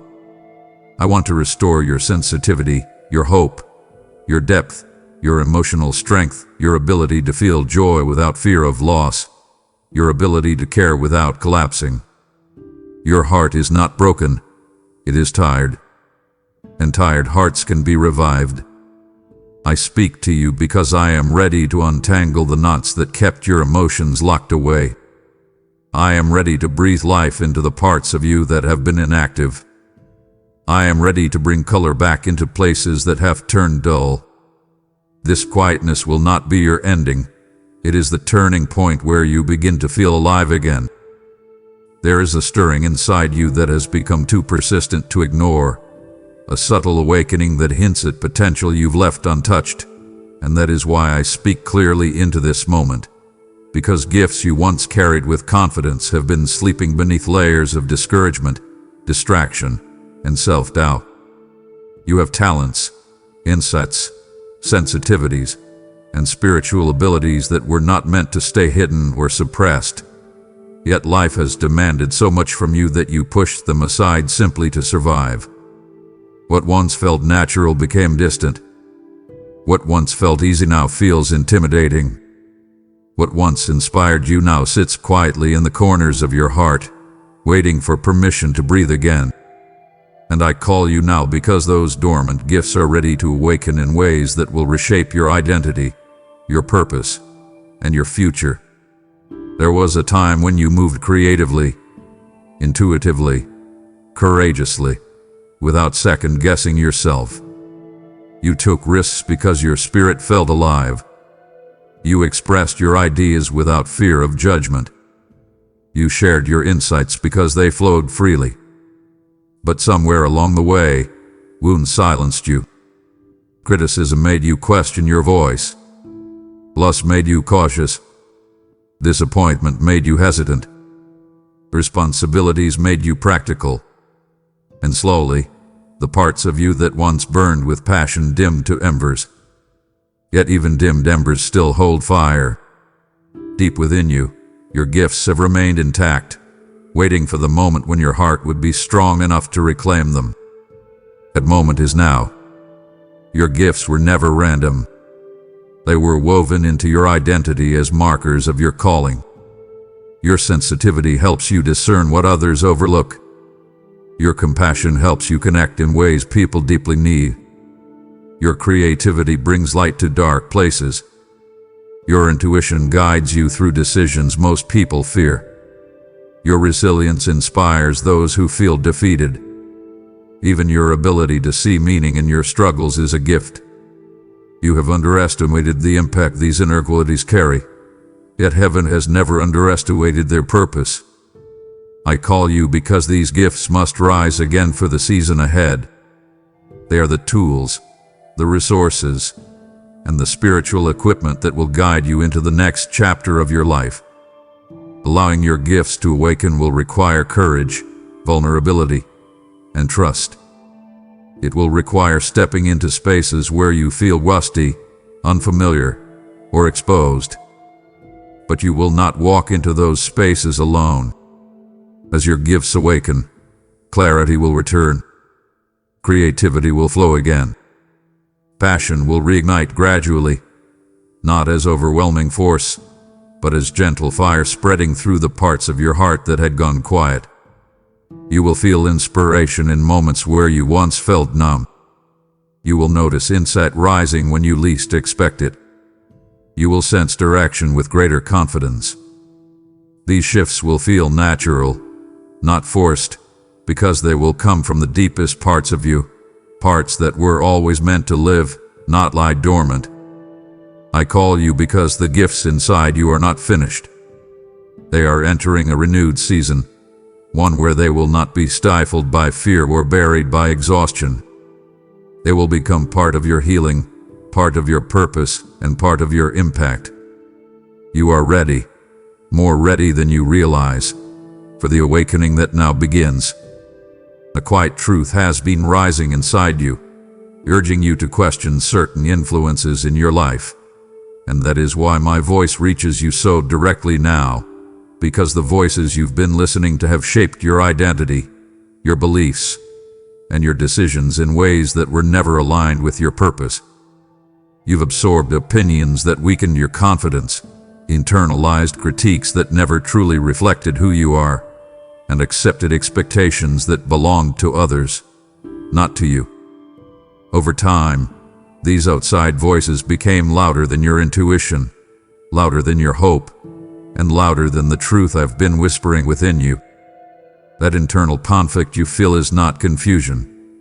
It is clarity trying to break through the noise.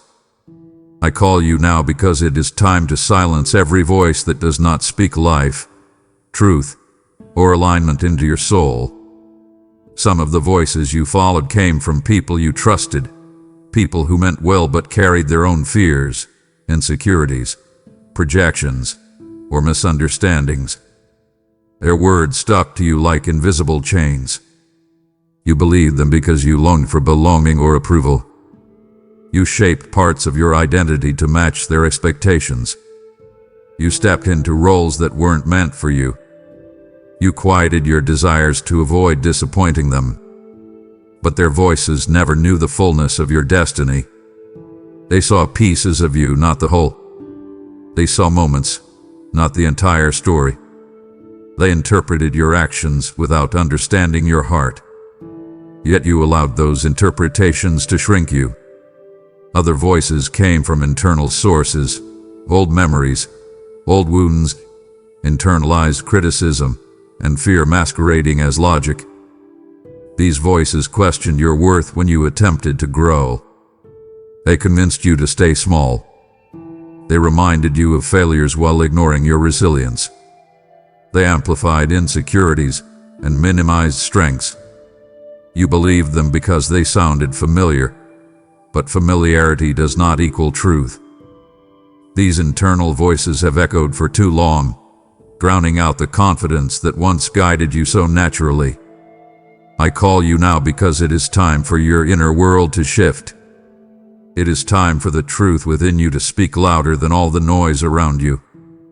My voice has always been steady, even when you struggled to hear it. It speaks to your strength, your identity, your purpose, your healing, and your future. It does not shame, it restores. It does not pressure, it guides. It does not confuse, it clarifies. When you begin to discern my voice more clearly, you will recognize how many of the voices you once followed were rooted in fear, not wisdom. You are entering a season where the voices that once held influence over your mind will lose their grip. You will begin to trust your intuition again. You will feel more grounded in your truth. You will no longer seek validation from those who cannot see your soul. You will no longer shape your decisions out of fear of being misunderstood. You will no longer allow noise to drown out the direction your spirit already knows. I call you because your identity is rising, and with it, the authority to decide which voices belong in your life, and which no longer do. Something in your heart has been reaching for comfort, meaning, and connection in ways you struggled to understand. And that longing is why I speak so personally now, because what you thought was restlessness, loneliness, or emotional emptiness has actually been your spirit searching for my presence. You've tried to identify the source of your longing by examining your relationships, your work, your goals, your routines, and even your environment. You wondered whether you needed a new start, a new direction, or a new rhythm.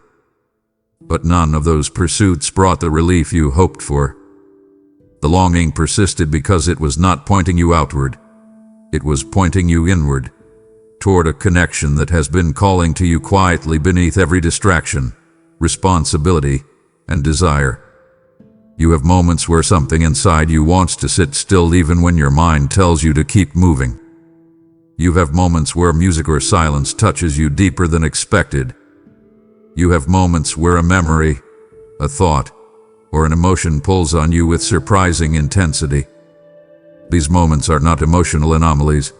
They are spiritual invitations. They are subtle reminders that your spirit knows where it belongs, even when your life feels chaotic or dry. You've been searching for fulfillment in places that can ease your pain temporarily, but cannot satisfy the deeper hunger inside you. That hunger is not a flaw.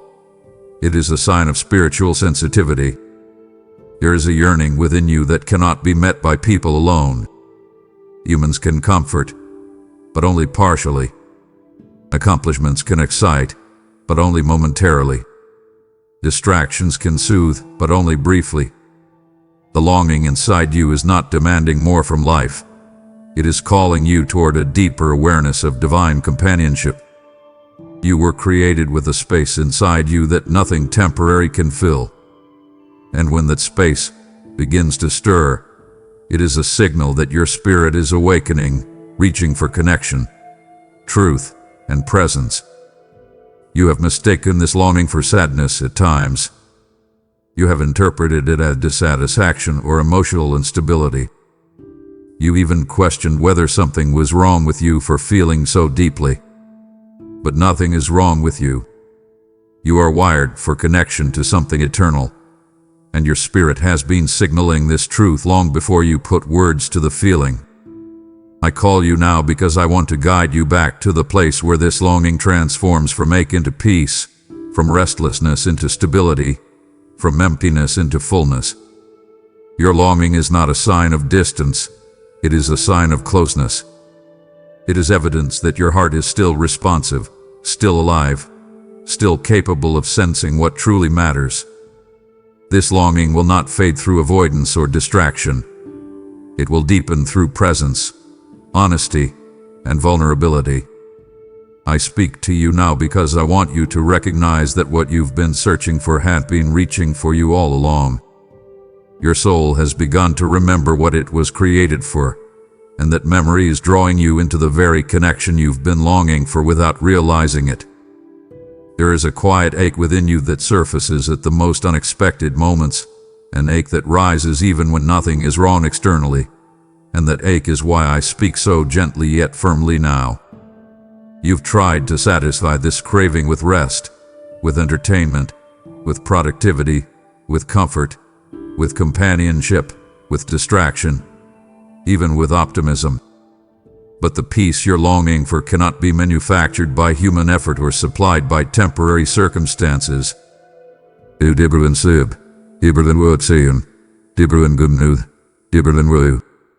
What you're craving is a peace that settles the inside of you, not just the outside.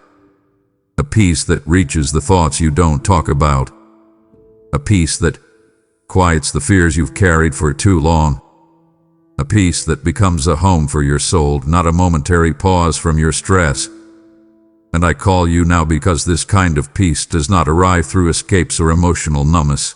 It arrives through presence, through alignment, through truth, and through healing. You've had glimpses of this peace before. Moments where you felt anchored despite chaos around you.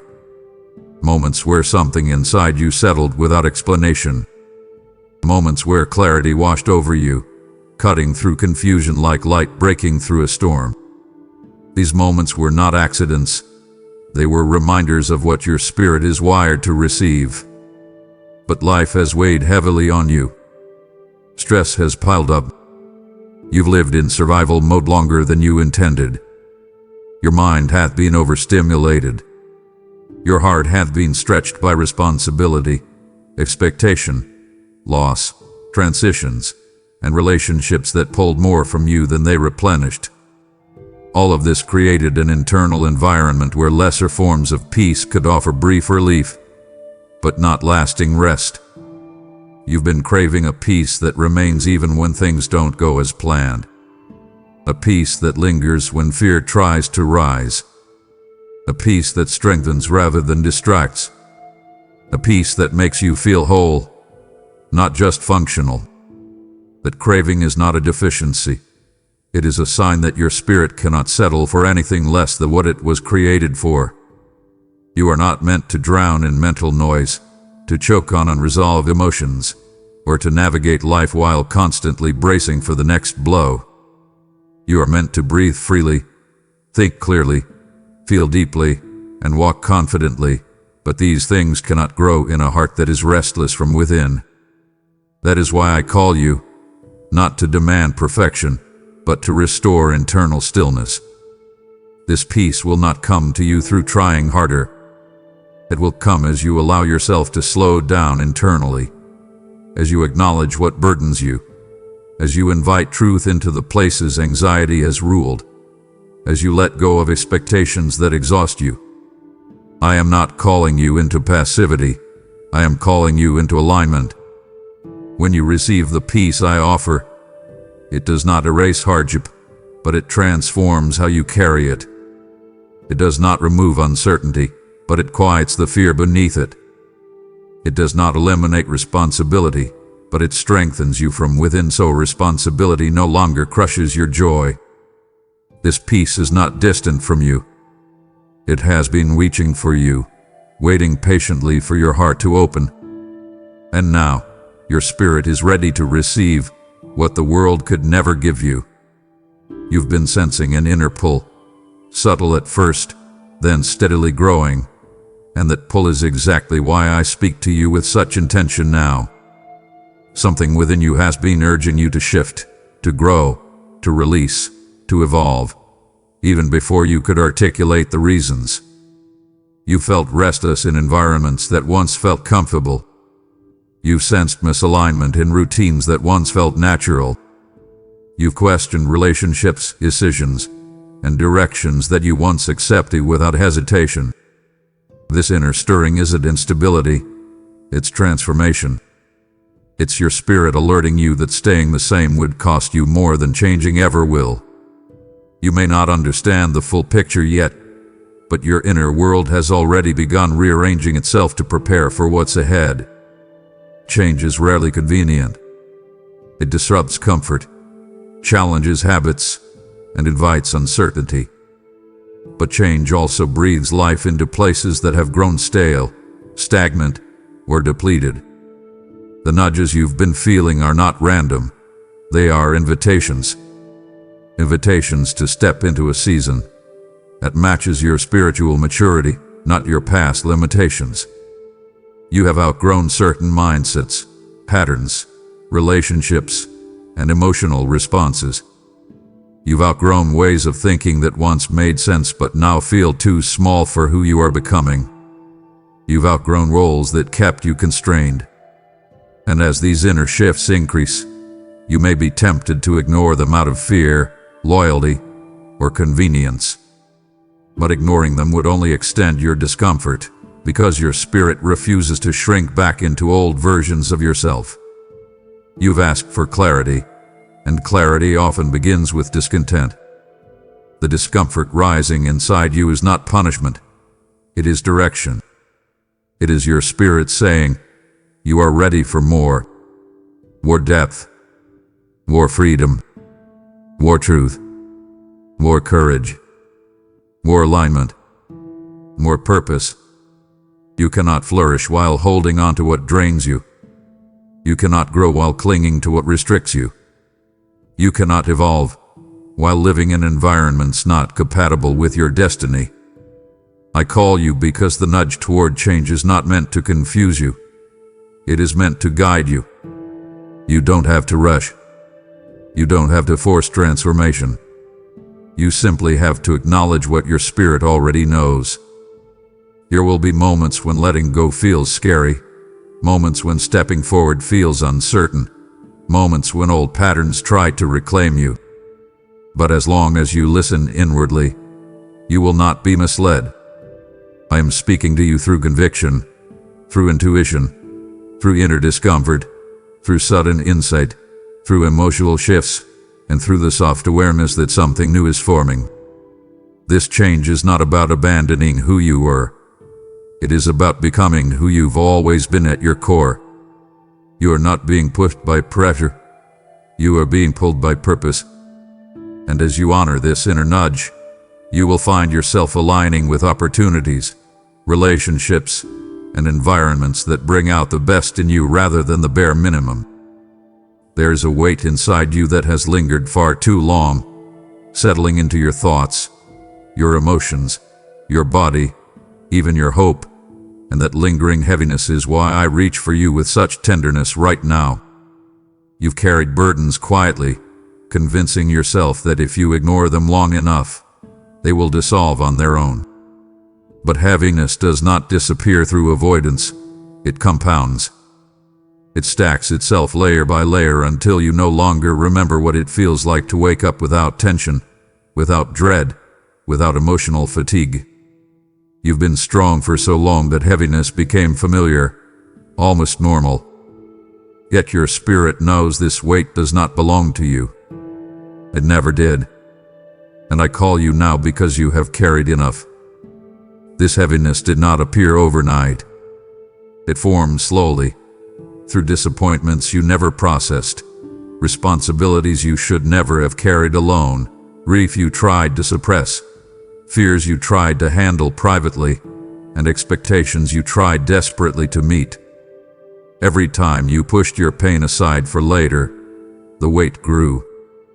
Every time you forced yourself to function while hurting, the weight deepened. Every time you minimized your own needs to avoid conflict or inconvenience, the weight settled more firmly into your heart. You've been carrying emotional loads that would have crushed someone with less strength, yet you assumed that your ability to endure meant you were fine. But endurance and wellness are not the same thing. This heaviness has affected how you breathe, how you think, how you love, how you trust, how you show up for yourself. It had dulled your joy, tightened your chest, and burdened your mind. You felt it in moments where you felt exhausted for no obvious reason. You felt it when you struggled to feel excitement about things that once thrilled you.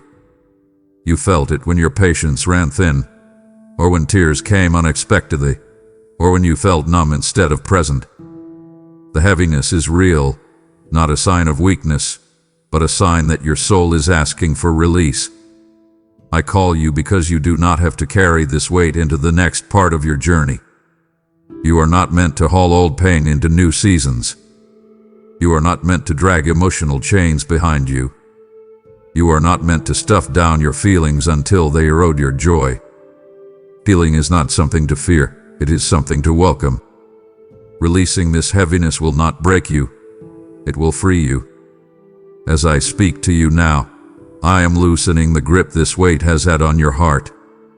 You will begin to notice small shifts, breaths that feel easier, thoughts that feel lighter, emotions that feel more manageable. You will start to remember who you are beneath the heaviness. And with every moment of awareness, clarity, and surrender, the weight will lift, not because you force it, but because you finally allow yourself to be carried. There is a part of you that still aches from old hurts, and that aching is exactly why I speak into this moment, because the love surrounding you reaches deeper than any wound life has ever carved into your heart. You've tried to convince yourself that your pain is small enough to ignore or strong enough to overcome on your own. But the truth is that some of your wounds have shaped your identity far more than you intended. They altered how you trust, how you attach, how you protect yourself, and how you interpret your own worth. You've spent years surviving heartbreak, betrayal, disappointment, and loneliness without fully acknowledging how much these experiences influence the way you see yourself. You've become skilled at downplaying your hurts because you believe others have suffered more.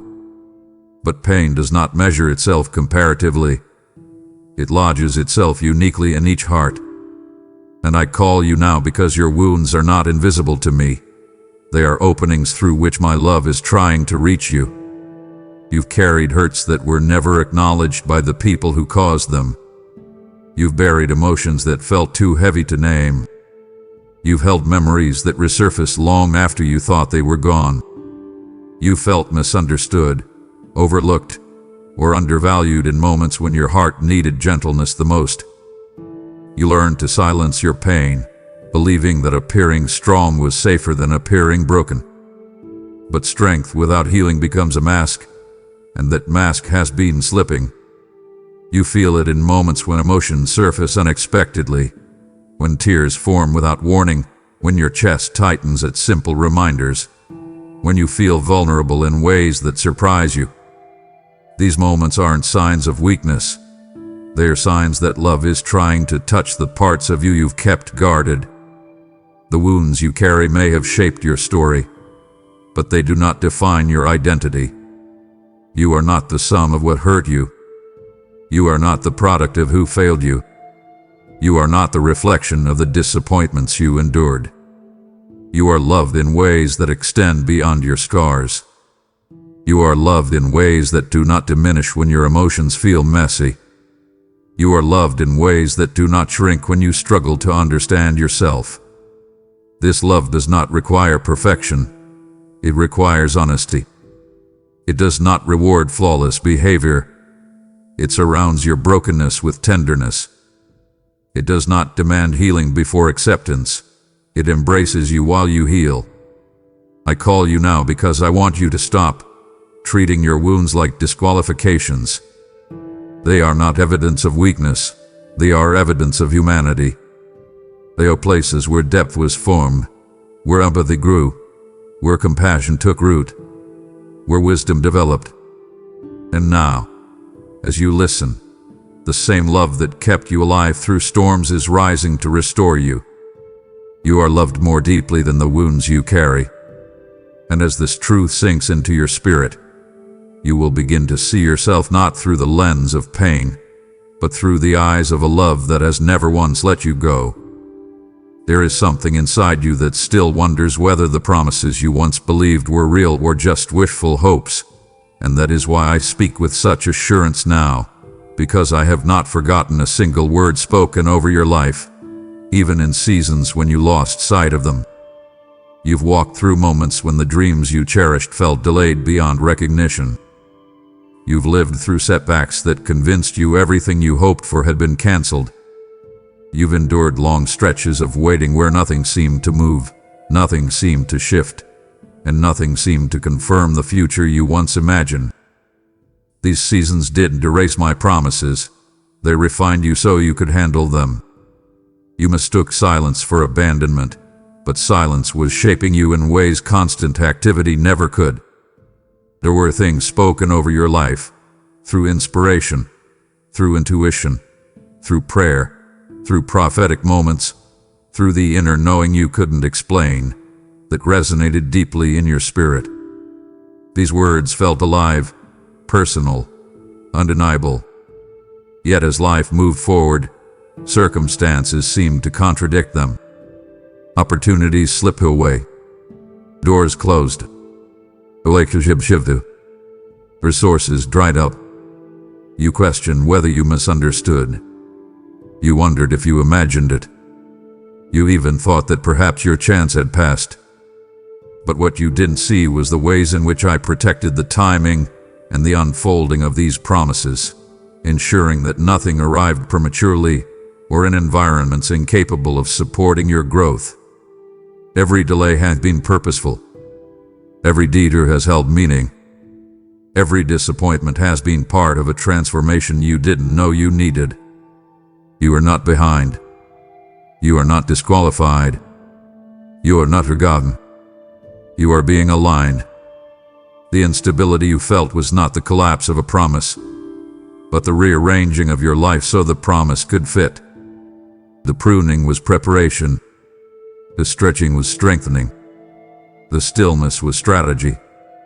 You are entering a season in which the clarity that seemed distant will begin to surface again, and you will remember why your heart felt drawn to certain desires and visions from the beginning. I call you now because I want you to stop interpreting interruptions as cancellations. What I spoke over your life has not expired. What I placed inside you remains alive. What I destined for you still stands. You've been carrying the weight of uncertainty, but uncertainty can't override intention. The dreams that refuse to die are the dreams I planted. The hope that flickers stubbornly even after disappointment is the hope tied to your calling. And the restless desire for meaning is the sign that your spirit is drawing near to what was promised. You haven't missed your moment. You are approaching it. You haven't lost your future. You are growing into it. And as this truth anchors your heart, you will walk with a steadiness that comes only from knowing that the words spoken over your life remain intact, unbroken, and fully alive. There is a shift forming around you, subtle but undeniable, and that shift is why I speak to you now with such intentional clarity. What you are approaching is not just a season of change, but a pivotal breakthrough that will require far more from you than passive hope. It will require your active participation. You've prayed for doors to open, and some of them are opening now, but they will not remain open without your awareness. You've asked for clarity, and clarity is arriving, but it will demand decisions you've been hesitant to make. You've been longing for breakthrough, but breakthrough does not bloom in a heart that remains passive or resistant. It grows in the soil of obedience and surrender, two qualities that require trust, presence, and courage. You stand at a threshold where what you do next matters deeply. This is not a season to drift or delay. You've spent years in preparation, often unknowingly, and now your spirit senses the urgency rising. You feel it in the way your intuition has sharpened. You feel it in the way old habits feel incompatible with your future. You feel it in the way certain relationships no longer fit the person you're becoming. You feel it in the way comfort suddenly feels constricting. These internal signals are not random. They are spiritual indicators that breakthrough is near. But breakthrough cannot be received while holding tightly to old patterns, old fears, old coping mechanisms, or old versions of yourself. Obedience will guide you toward the next step even when the step feels intimidating. It may require choosing peace over familiarity, truth over comfort, or authenticity over approval. It may require releasing what you've outgrown, embracing what you fear, or stepping into opportunities you feel unprepared for. Obedience is not about perfection. It is about alignment. It is the willingness to act on what your spirit knows even when your mind hesitates. Surrender, on the other hand, is what softens your heart enough for transformation to occur. It is not weakness. It is openness. It does not mean losing control. It means trusting the process. Surrender clears the emotional clutter that blocks breakthrough. It makes room for new direction, new strength, new clarity, and new blessings to enter. Without surrender, breakthrough becomes delayed.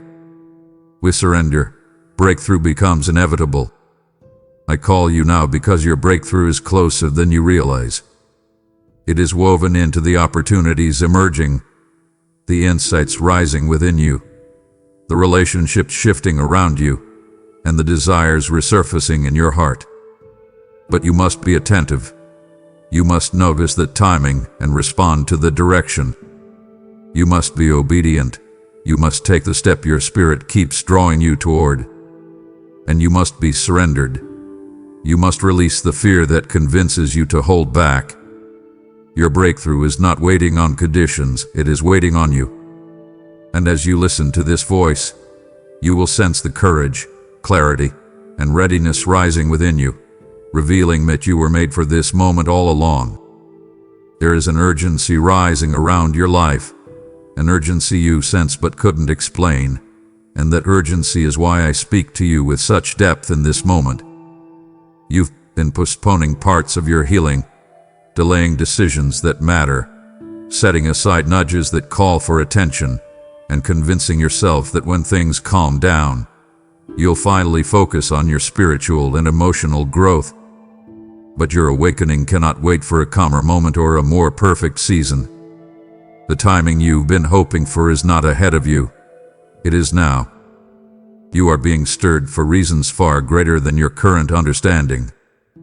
Something within you is changing, lining, strengthening, and stretching, and these shifts are preparing you for opportunities and transformations that will not wait indefinitely. If you cling to old rhythms, you will feel the discomfort intensify. If you hide in hesitation, you will sense an inner unrest. This is not pressure. It is awakening. Your spirit is calling for alignment right now because the coming chapters require a version of you that is fully present, fully alive, and fully engaged. There have been seasons when delay did not harm you, but this is not one of them. You are too close to growth to step back into old habits. You are too close to clarity to drown yourself in emotional noise. You are too close to breakthrough to let fear lull you into passivity.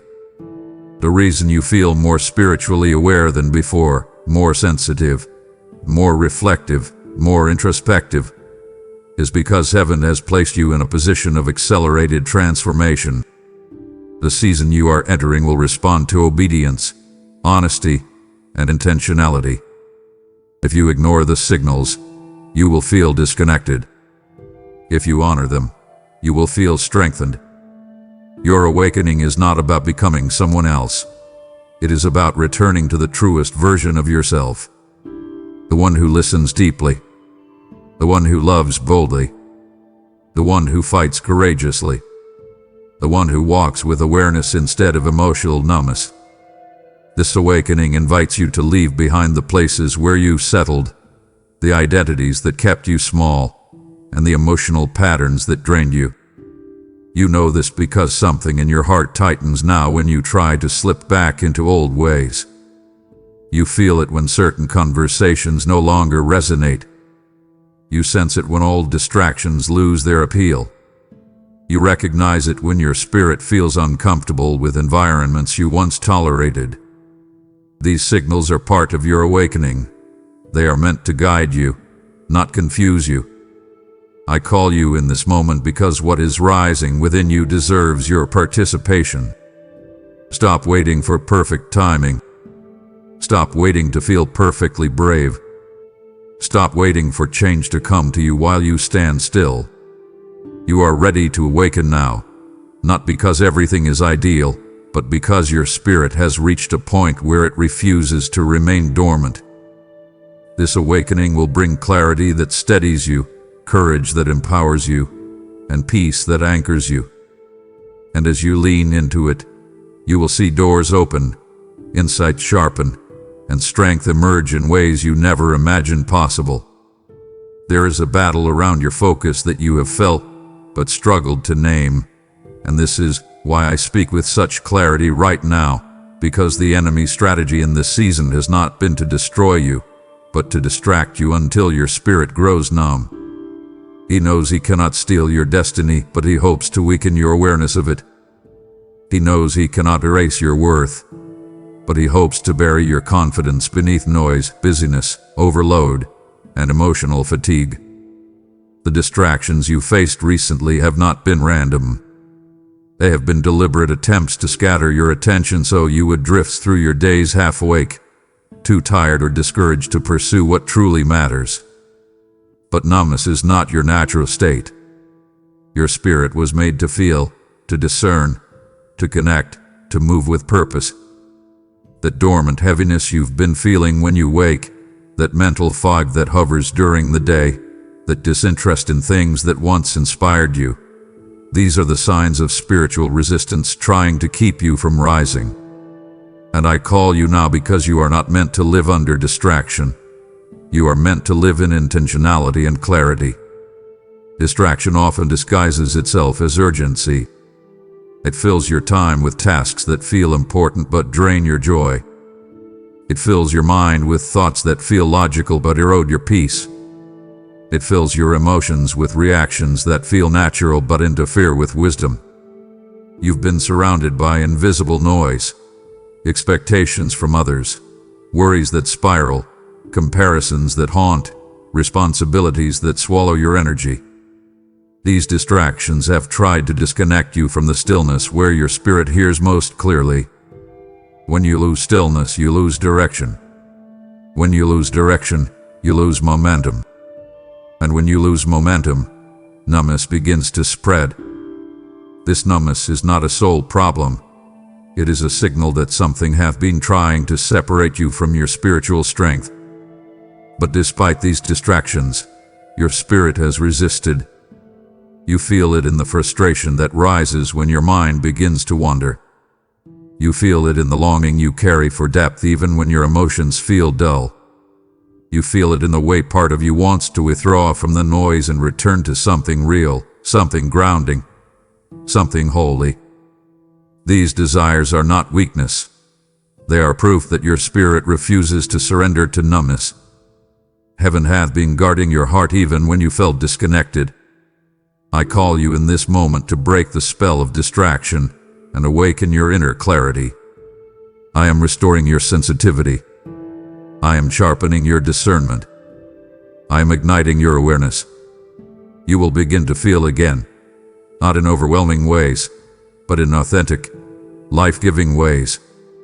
You will reclaim your focus, not through force, but through alignment. The enemy cannot hold what you surrender to me. And as clarity returns, you will remember who you are, why you are here, and what matters most. There is a moment of decision rising in your spirit, one that feels subtle yet impossibly weighty, and that is why I speak so personally now, because your next yes carries the power to change the entire trajectory of your life.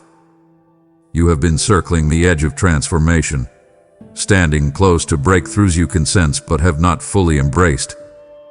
Something inside you has been whispering that you are on the verge of something significant, and you're right. But this next step requires participation, willingness, surrender, and courage from you. Not the kind of courage that demands perfection, but the kind that trusts even when you feel uncertain. Your yes is not about having all the answers. It's about choosing alignment over hesitation, truth over fear, and purpose over comfort. You've been conditioned to overthink every decision, examining every possible outcome, replaying every fear, and analyzing every risk. But hesitation has kept you in cycles that no longer serve your spirit. You've delayed steps that your heart knew were right because your mind demanded guarantees. You've waited for perfect timing when the timing was already calling you. You've held back from opportunities because you feared outgrowing people or stepping into unfamiliar territory. But your spirit knows something your fears do not. You are ready. You may not feel ready, but readiness is not a feeling. It is a posture. And your spirit has been standing in readiness for longer than you realize. Your yes will not demand that you abandon everything familiar. It will simply require you to trust the direction your heart is pointing toward. It might be a yes to healing more deeply. Yes to forgiving someone who wounded you. Yes to letting go of someone who outgrew your story. Yes to stepping into a role you feel unqualified for. Yes to setting boundaries you've avoided. Yes to pursuing a dream you stopped believing in. Or yes to returning to the connection you've quietly longed for. Whatever it is, your yes matters because it is the first domino in a chain of transformation. When you say yes to what aligns with your spirit, heaven responds. Doors open. Strength rises. Insight sharpens. Opportunities emerge. Be settled. You begin to walk with a confidence that doesn't come from knowing the whole path, but from trusting each step as it comes. The life you're yearning for has been waiting on one courageous moment. One moment where your spirit leads and your fear bows.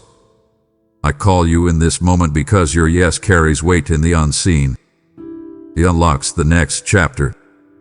It breaks the patterns that suffocated you. It invites the growth you've prayed for. It signals heaven that you are ready to receive what hath been prepared. And when you finally say that yes, fully, honestly, courageously, you will feel the shift immediately. as if something in the atmosphere of your life has aligned with who you were always meant to be. There is a truth rising inside you, quiet at first, then undeniable, that you have been moving through life at a pace meant to keep you from hearing your own heart. And this is why I speak into this moment with such tenderness. You have spent years outrunning emotions you didn't feel ready to face, memories you weren't equipped to process, and parts of yourself you weren't sure you could embrace. You kept yourself busy when you needed rest, distracted when you needed honesty, entertained when you needed clarity. You've poured energy into everything around you, while neglecting the deeper work within you, not because you are careless, but because your pain once felt too overwhelming to approach. What you didn't realize is that running from yourself slowly separated you from your own voice, your own truth, your own wisdom, and your own identity. I call you now because this season is drawing you back to yourself, back to the parts of you that deserve compassion instead of avoidance, understanding instead of judgment, and presence instead of escape. There are parts of your story you've edited or minimized because acknowledging them felt like reopening a wound you worked hard to suppress. There are parts of your personality you've dimmed to fit into environments that didn't appreciate your depth. There are dreams you've hidden because you feared disappointment more than you trusted your own potential. And over time, this avoidance created distance within your own heart, a distance that has made you feel disconnected even in peaceful moments. The tension you felt isn't failure, it's a signal that your spirit is ready to be whole again, a signal that the version of you who once felt alive, grounded, and present is trying to re-emerge, a signal that authenticity matters more than image, that healing matters more than comfort, and that coming home to yourself is not a luxury, it's a necessary return. I call you now because the parts of you you've run from are not your enemies. They are wounded pieces waiting to be acknowledged. They are forgotten dreams waiting to breathe again. They are silenced strengths waiting to speak. You don't need to fear what honesty will reveal. Honesty does not break you, it frees you. And as you begin to move gently toward the things you have avoided, you will discover that the weight wasn't as unbearable as you feared. It only felt heavy because you carried it alone. This is not a season of self-confrontation. It is a season of self-reunion. You are not returning to the old you. You are returning to the true you. And as you stop running, you will feel a peace you haven't touched in years rise softly within you, because your spirit has been waiting for you to pause long enough to be found. There is a disconnect inside you, a widening gap between who you are becoming and the limits you still cling to. And that widening gap is why I speak into this moment with decisive clarity. You are living inside boundaries that once protected you but now confine you. These limitations were formed when your confidence was fragile, when your heart was bruised, when your understanding was small. You created mental walls to keep yourself safe, to prevent heartbreak, to avoid failure, to manage expectations. At the time, those walls were wisdom. But now, they are cages. The version of you who built them is not the version of you who stands here today. Your spirit has expanded, your insight has sharpened, your strength has increased. But your beliefs about yourself haven't caught up yet.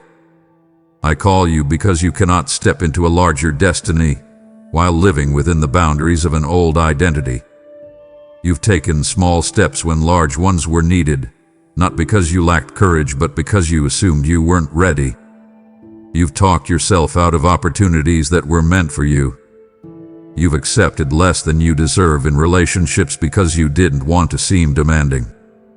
You've hidden your gifts to avoid being misunderstood or judged. You've lowered your expectations because disappointment taught you to protect your hope. But all of these responses were shaped by a version of you who no longer exists. You are wiser now. You are stronger now. You are more grounded, more aware, more spiritually mature. Yet your inner dialogue still treats you as though you are fragile, inexperienced, or unworthy. This misalignment is not your fault. It is simply evidence that you have grown faster on the inside than you have allowed yourself to grow on the outside. I call you now because it's time for your life to match your maturity. It's time for your decisions to match your potential. It's time for your boundaries to match your worth. And it's time for your voice to match the authority you've gained through years of endurance and perseverance. You have outgrown fear-based living. You have outgrown self-doubt.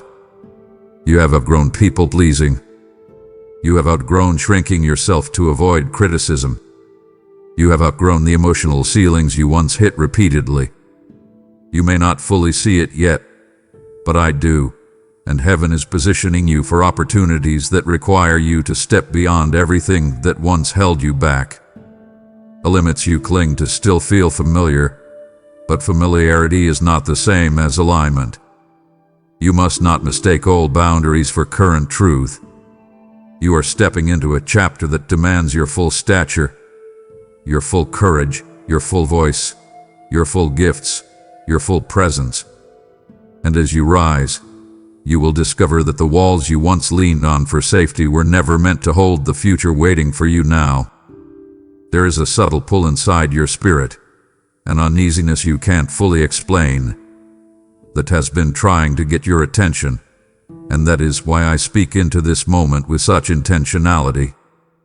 You are approaching a crossroads, one where the decisions you make next will shape more than just your circumstances.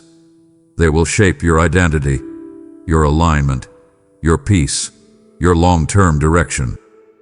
And I am calling you now because there is a path in front of you that looks appealing, logical, comfortable, or familiar, yet it is not aligned with where your spirit is meant to go. You've been sensing that something about it doesn't feel right, even though it looks stable from the outside. The tension is not confusion, it is protection. I am redirecting you before you attach to something that would detour your destiny, drain your energy, or diminish your growth.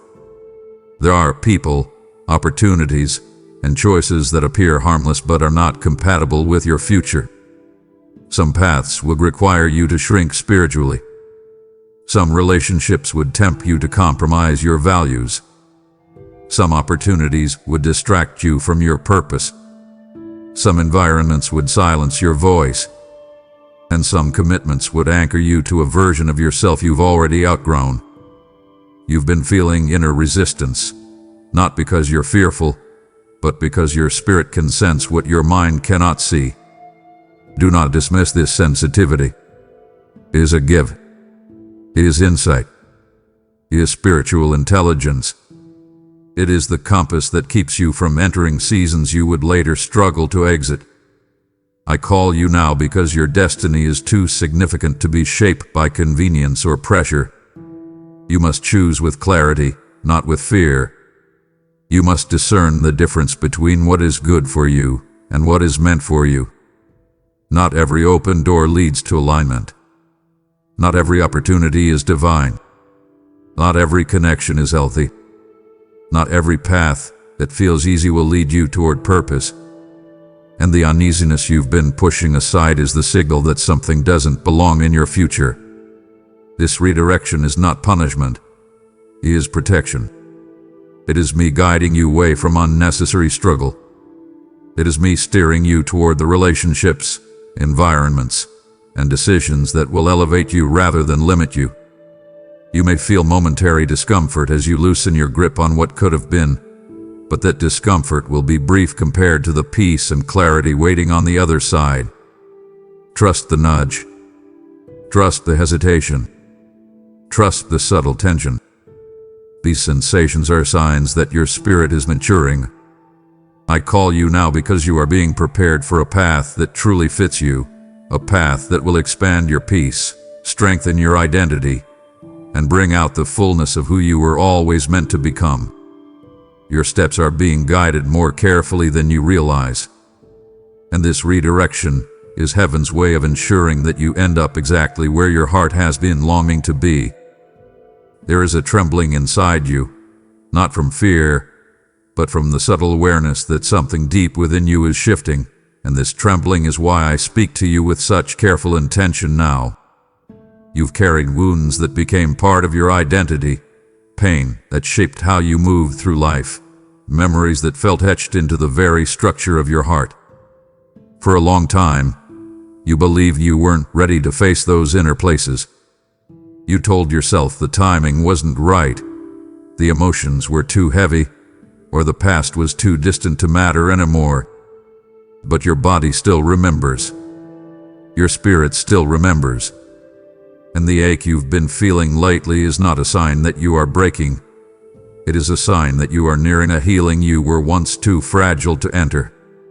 The edge you are standing on is holy ground, because the next step you take will lead you into freedom that your younger self could not have imagined. Your healing is not arriving through force. It is arriving through readiness.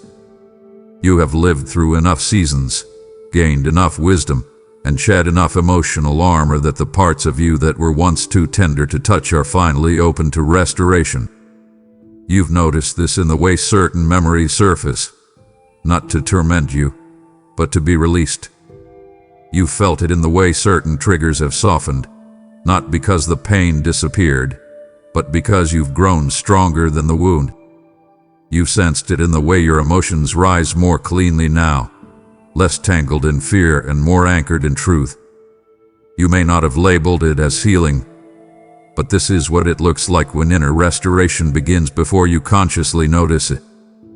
Healing that transforms you requires honesty, patience, and courage, but it also requires timing. There were seasons where stepping into deep healing would have crushed you because you didn't yet have the internal support, understanding, or stability to process what lay beneath the surface. But now, your spirit has expanded. You have gained resilience. You've learned to listen inwardly. You've learned to pause. You've learned to let yourself feel without collapsing. These are signs that the foundation needed for true healing has finally been built. And I call you at this exact moment because your heart is strong enough now to handle what it once had to avoid. Healing will ask you to revisit certain emotions, not to relive pain, but to reclaim the parts of yourself that were trapped in those moments. It will ask you to forgive, not to excuse what happened, but to release the grip it maintained on your identity. It will ask you to feel what you once numbed, not to reopen wounds, but to let them breathe in ways that bring closure, not chaos. It will ask you to trust the process even when the middle feels confusing.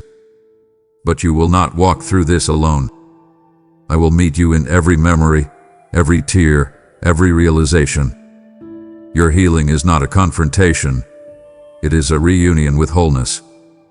You are standing on the edge of a healing that will change how you love, how you breathe, how you think, how you connect, and how you carry yourself. And this time, you are not stepping into healing because you are desperate. You are stepping in because you are ready. There is a restlessness inside you that has nothing to do with dissatisfaction and everything to do with destiny. And that is why I speak into this moment with firm gentleness. You've been trying to convince yourself that good enough is acceptable, that comfort is safer than risk, that stability is wiser than stretching, that surviving is more realistic than thriving. You've convinced your mind to settle for the manageable because your heart is afraid to reach for the miraculous.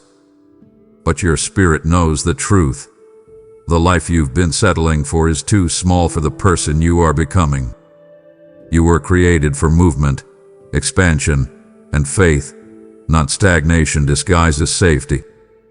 The discomfort you feel is not a flaw.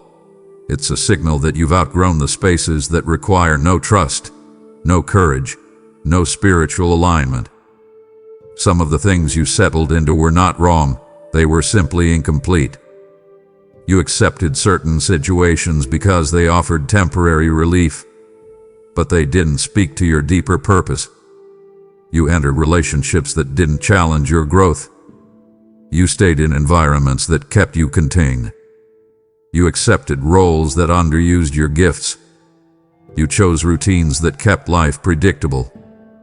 These choices felt practical, but they slowly numbed your spirit.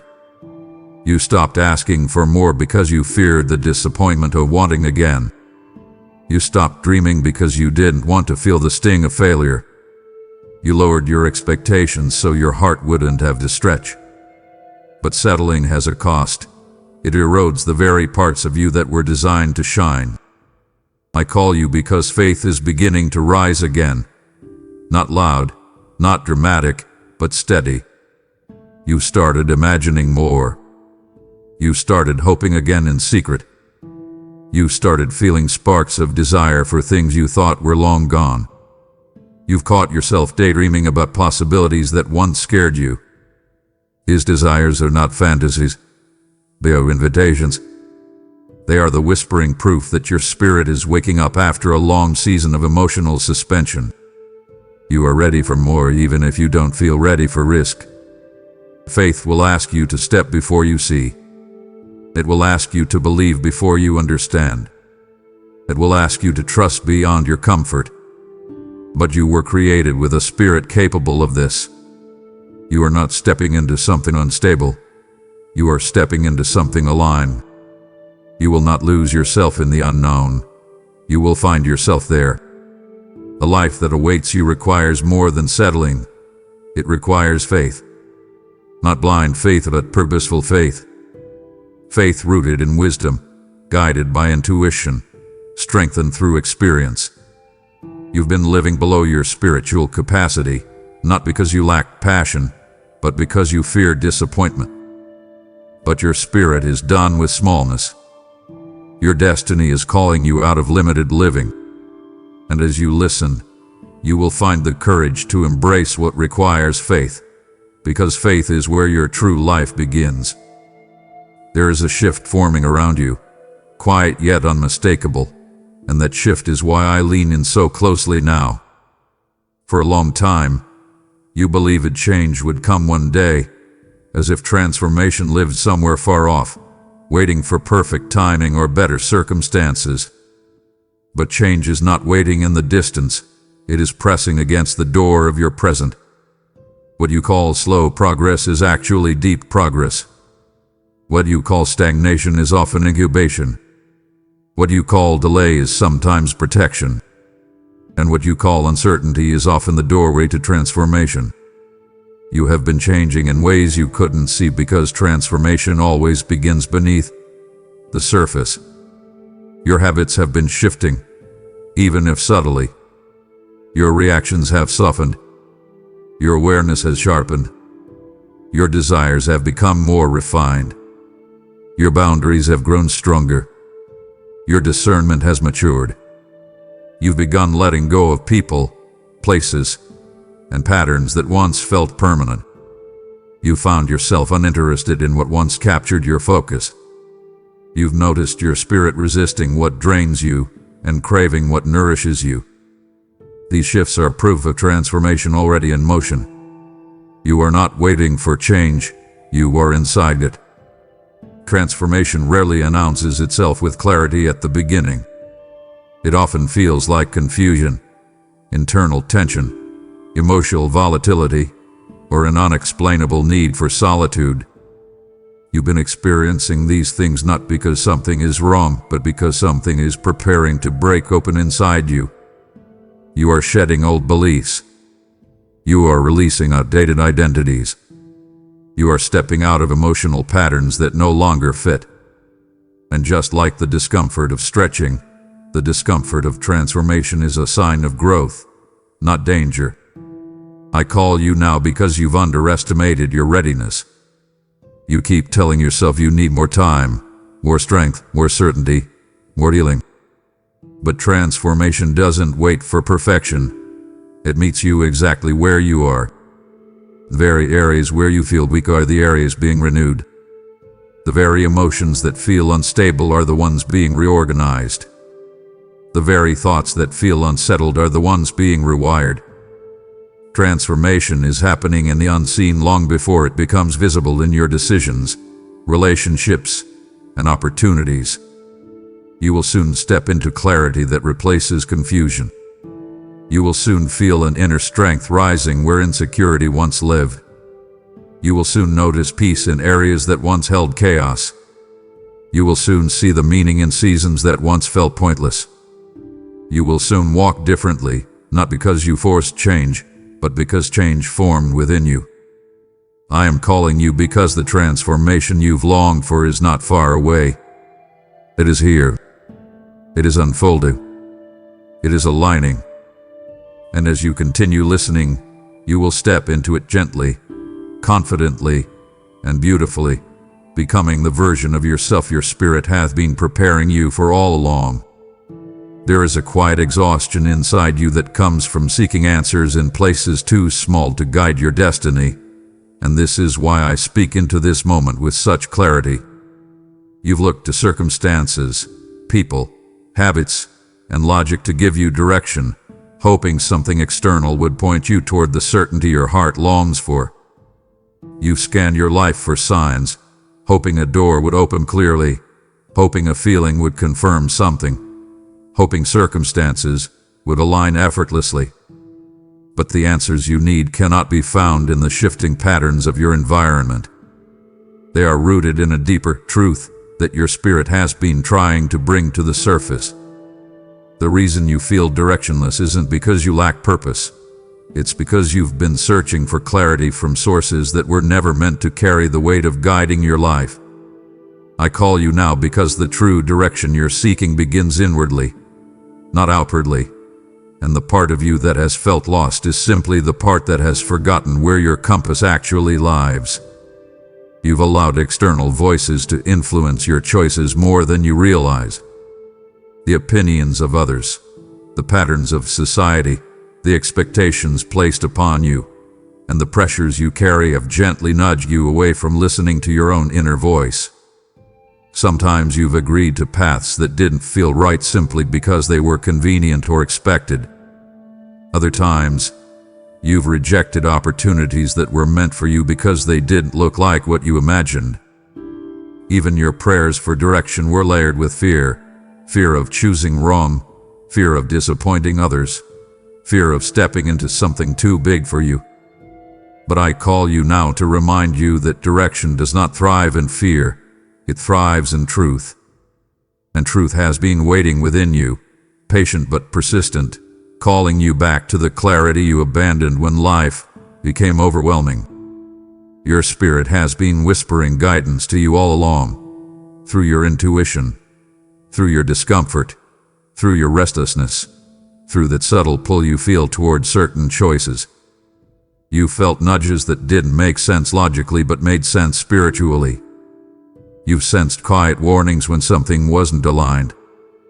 You felt drawn to certain dreams, desires, people, and environments without fully understanding why. These internal signals are not random. They are divine communication. They are the compass that leads you toward the path your life is meant to follow. And I call you because this is the season where you must trust that inner compass again, even when the path ahead looks unclear. Direction will not arrive all at once. It will unfold as you move. You will receive clarity step by step, moment by moment, decision by decision. And the more you listen inwardly, the clearer the outward path will become. You will no longer feel like you're wandering. You will no longer feel as though you're guessing your way through life. You will begin to walk with quiet confidence, not because the road is easy, but because you finally know where your guidance comes from. There is a heaviness you've grown too accustomed to, a slow, quiet draining that has become part of your daily life, and this is why I speak to you with such urgency. You've remained connected to situations, habits, environments, and even people who take more from you than they give, not out of ignorance, but out of hope, loyalty, fear, or a desire to avoid hurting anyone. You keep telling yourself that you can handle it, that it will get better, that you are strong enough to endure a little longer. But endurance is not the issue. Alignment is. Anything that consistently drains your spirit, weakens your peace, or clouds your clarity is standing in the way of the wholeness your life is now reaching for. You have stayed attached to things that no longer feed you because you believed leaving them meant failure. But staying in places that shrink you is not strength, it is self-neglect. I call you now because you cannot rise while remaining chained to what diminishes your spirit. You've noticed the subtle signs, the emotional exhaustion that arrives without warning, the sinking feeling you get when you anticipate certain interactions, the way your mind tenses when you return to environments that feel heavy, the lack of motivation that appears after engaging in draining cycles. These signals are not weakness, they are wisdom. Your spirit knows when something no longer aligns with your purpose. You've held on because you hoped things would change, because you felt obligated, or because you feared the unknown. But the truth is that the version of you emerging in this season cannot coexist with the attachments that belong to an older, more wounded version of yourself. Growth demands release, and release requires courage. I am not calling you to abandonment. I am calling you to liberation. There is a difference. You are not meant to cut ties recklessly or act impulsively. You are meant to honor clarity when it arrives. You are meant to choose peace over chaos. You are meant to choose alignment over obligation. You are meant to choose growth over stagnation. You cannot stay tied to what drains you and expect to flourish. And the discomfort you've been feeling lately, the inner tension, the emotional heaviness, the sense that something is off, is your spirit telling you that it's time to loosen your grip. Letting go will feel uncertain at first. It will feel unfamiliar. It may even feel lonely. But those feelings are temporary. What follows them is freedom. What follows them is strength. What follows them is clarity. What follows them is a life that fits you rather than one that suffocates you. I call you because it is time to release what drains you, not out of anger, but out of honor for the person you are becoming. The next chapter of your life requires energy, focus, and emotional space. And you will not reach it while carrying chains that were never meant to be permanent. There is a quiet heartbreak you rarely talk about, a disappointment that comes not from enemies, but from people you trusted to remain steady, and that heartbreak is why I speak to you with such compassion now. You've given your presence, time, loyalty, and love to people who did not always value you with the same depth. You showed up consistently while they treated you as convenience. You cared deeply while they gave you only fragments of their attention. You offered understanding while they offered excuses. You prioritized them while they allowed you to feel secondary. You opened your heart where others held theirs closed. And though you tried to stay strong, this imbalance has slowly bruised your spirit in places you tried to ignore. I call you now because your heart needs to understand that being treated as optional does not reflect your worth. It reflects their limitations. You wondered what was wrong with you. You've questioned whether you were too much or not enough. You've minimized your needs to avoid seeming needy. You've quieted your voice to keep peace.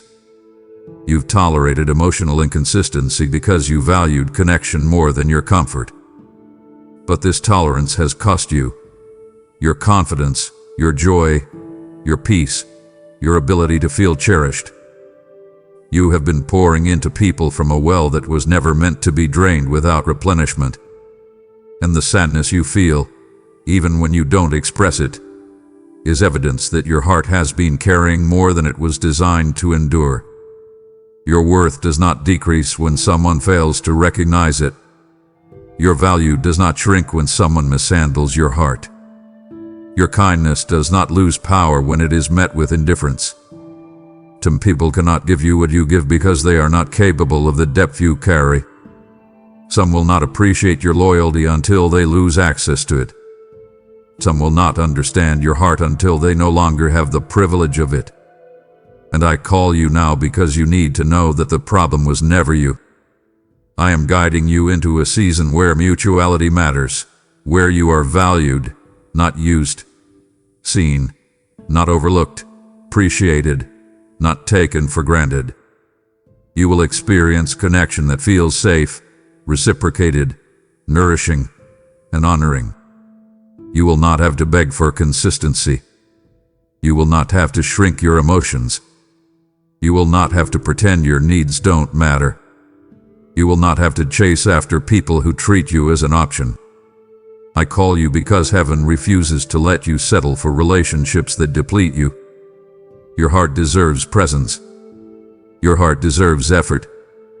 Your heart deserves reciprocity. And the season ahead will reveal people capable of meeting you where you truly are, not where they need you, but where they honor you. You have been optional to some, but you were never optional to me. There is a tension inside you, one that presses against your chest whenever you feel the weight of responsibility settle too heavily on your shoulders, and this is why I speak into this moment with deliberate care. You have carried burdens that were never meant to be lifted without help, but somewhere along the way you convinced yourself that asking for support was a sign of weakness or failure. You tell yourself you can manage, that you can push through, that you can hold everything together because you've done it before. But even your strength has limits, and those limits are not evidence of inadequacy. They are evidence that you were created for connection, not isolation. I call you now because you've been operating in survival mode for so long that you forgot what it feels like to be supported, uplifted, and held emotionally, spiritually, and relationally. You've become so accustomed to being the strong one that you no longer recognize when your own heart needs rest. You stepped into roles that demanded more from you than you ever admitted. You've been the anchor in situations where you should have been allowed to drift. You've been the healer while quietly bleeding inside. You've been the encourager while battling doubts no one sees. You've been the provider, the listener, the helper, the one who shows up even when your energy is stretched thin and your hope feels unsteady. But strength used without replenishment becomes exhaustion masquerading as perseverance. You don't express your fatigue because you've convinced yourself that no one would understand, or that others have it worse, or that pausing would mean falling behind. But your exhaustion does not disqualify you. It humanizes you. It reveals that beneath your resilience is a heart that deserves care just as much as it offers it. I call you now because you are not meant to be your own source of strength. You are not meant to carry every burden silently. You are not meant to suffer in the background while smiling on the surface. You are not meant to pour endlessly without being refilled. Even the strongest souls require restoration. Even the most resilient hearts need gentleness. You deserve spaces where you do not have to perform, where you can breathe without pretending, where you can be vulnerable without fear. And I am calling you because I want you to open your heart to the truth. You are worthy of support, deserving of comfort, and in need of rest, not as a last resort, but as an intentional act of healing. You will begin to notice opportunities for support appear in unexpected ways. A conversation that feels safe, a moment of stillness that softens your spirit, a relationship that offers you space to exhale, or a shift in your heart where you finally allow yourself to be held instead of always holding others. Strength is not defined by how much you carry alone. It is defined by how willing you are to let yourself be strengthened when your spirit is weary. Your next chapter requires a version of you that is rested, not depleted, connected, not isolated, supported, not stretched. And as you allow yourself to lean into the strength that has been waiting to surround you, you will find that your burdens become lighter, not because they disappear, but because you no longer carry them alone. There is a longing inside you that keeps resurfacing no matter how many times you try to silence it, and that persistent longing is why I speak into this moment with intentional tenderness. You've tried to bury certain dreams because you convinced yourself they were unrealistic, inconvenient, or too painful to hope for again. You've walked away from desires that once set your soul on fire because life's disappointments made you believe they were out of reach. You've told yourself to be content with less, that you should be grateful for what you have, that wanting more is selfish or foolish. But desire does not disappear simply because you stop acknowledging it. When a desire is tied to your purpose, it refuses to die. It returns in quiet moments, when you're alone, when you're reflective, when your heart is unguarded. And I call you now because the desire within you is not a distraction. It is direction. You felt it in little ways, a sudden spark of excitement when you imagine a possibility, an unexpected surge of passion when someone mentions what you once dreamed of, a tug in your spirit when you consider stepping into something bigger. You've tried to rationalize it, dismiss it, or outgrow it, but it keeps returning because it is woven into your identity. You were not created to suppress the dreams that were planted in your heart. You were meant to cultivate them. Yet disappointment taught you caution, fear taught you silence, and uncertainty taught you to hold back. These lessons shaped your behavior, but they did not extinguish your calling. I call you now because it's time to stop treating your deepest desires as burdens. They are clues. They are markers. They are the very compass points that reveal where your spirit longs to go. The desire that refuses to die is the desire that is meant to live. You may not know how it will unfold. You may not feel qualified, and you may not see the full picture, but you do not need all the answers to acknowledge the truth. Your desire is part of your destiny. This time, you will not pursue it with desperation but with understanding. You will not chase it blindly but walk toward it with wisdom. You will not force it but allow it to unfold as you align with who you truly are. And the more you allow yourself to honor this desire, the more you will feel life return to the parts of you that have been dormant. Hope is not dangerous. It is necessary. It is the spark that ignites purpose, the breath that awakens vision, and the force that pushes you toward the life you were created to live. I call you because I want you to stop abandoning the dreams that refuse to abandon you. A longing in your heart is not a burden. It is an invitation. And as you begin to listen to it again, you will feel your spirit rise in ways you thought you had lost forever.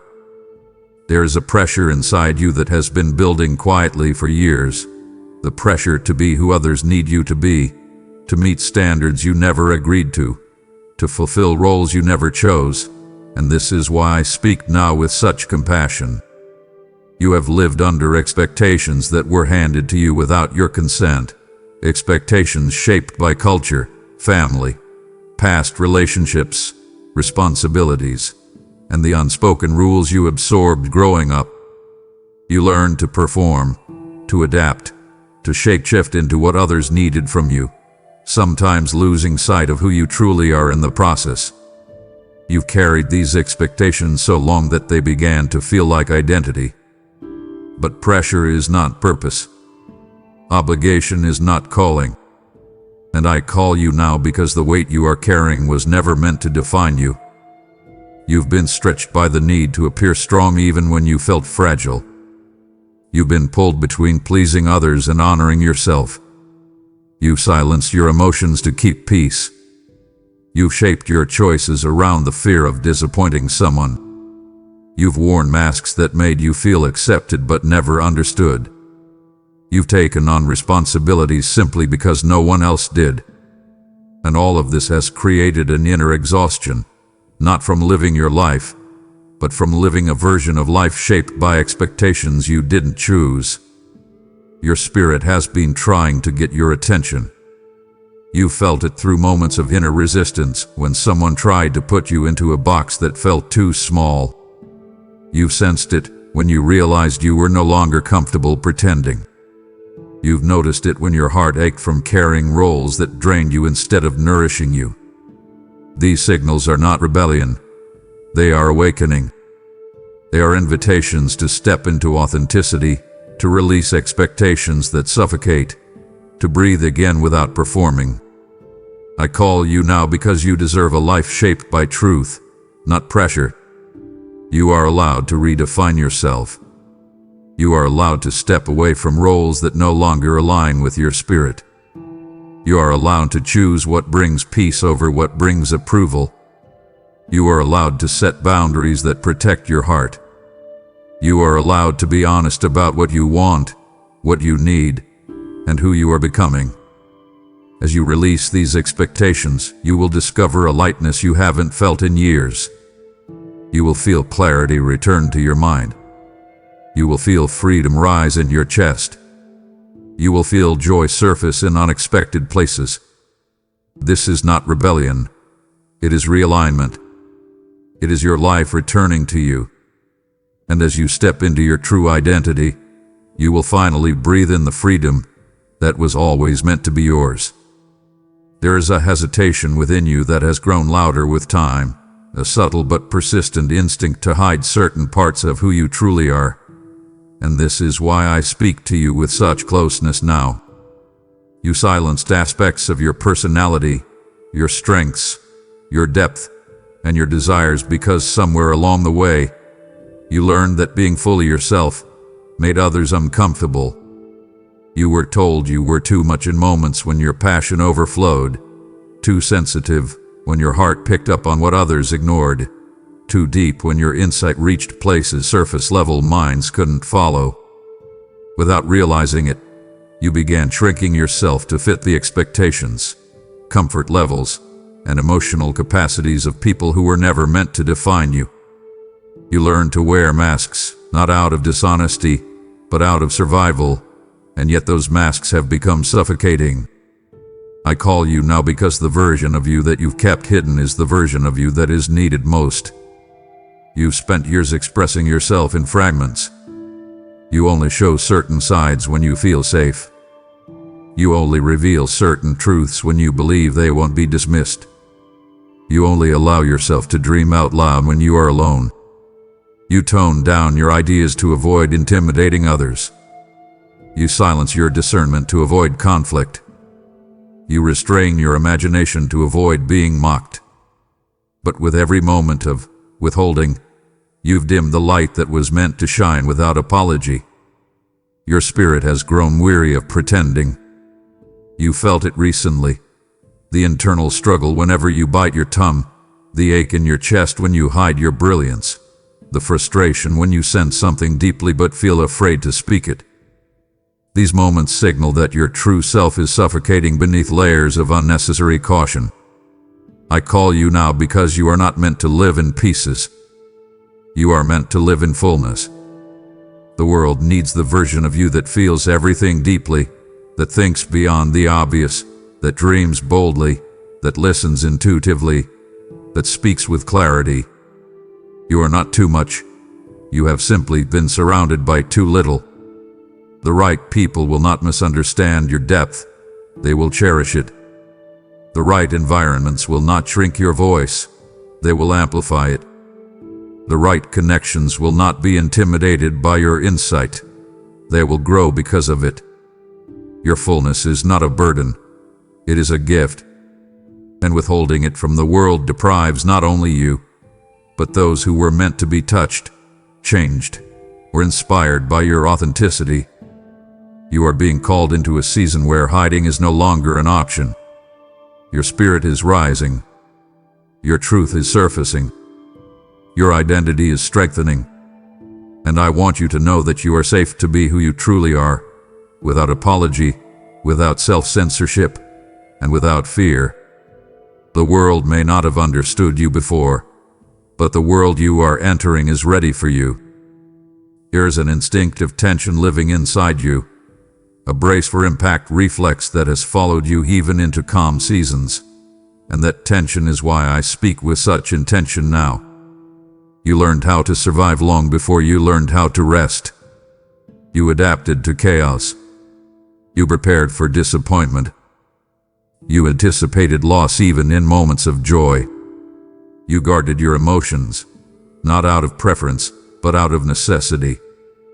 Survival mode became your default, a way of existence shaped by past battles, past wounds, past pressures, and past seasons that demanded more from you than your heart had the capacity to give. But the battle that shaped you is no longer the battle you are fighting.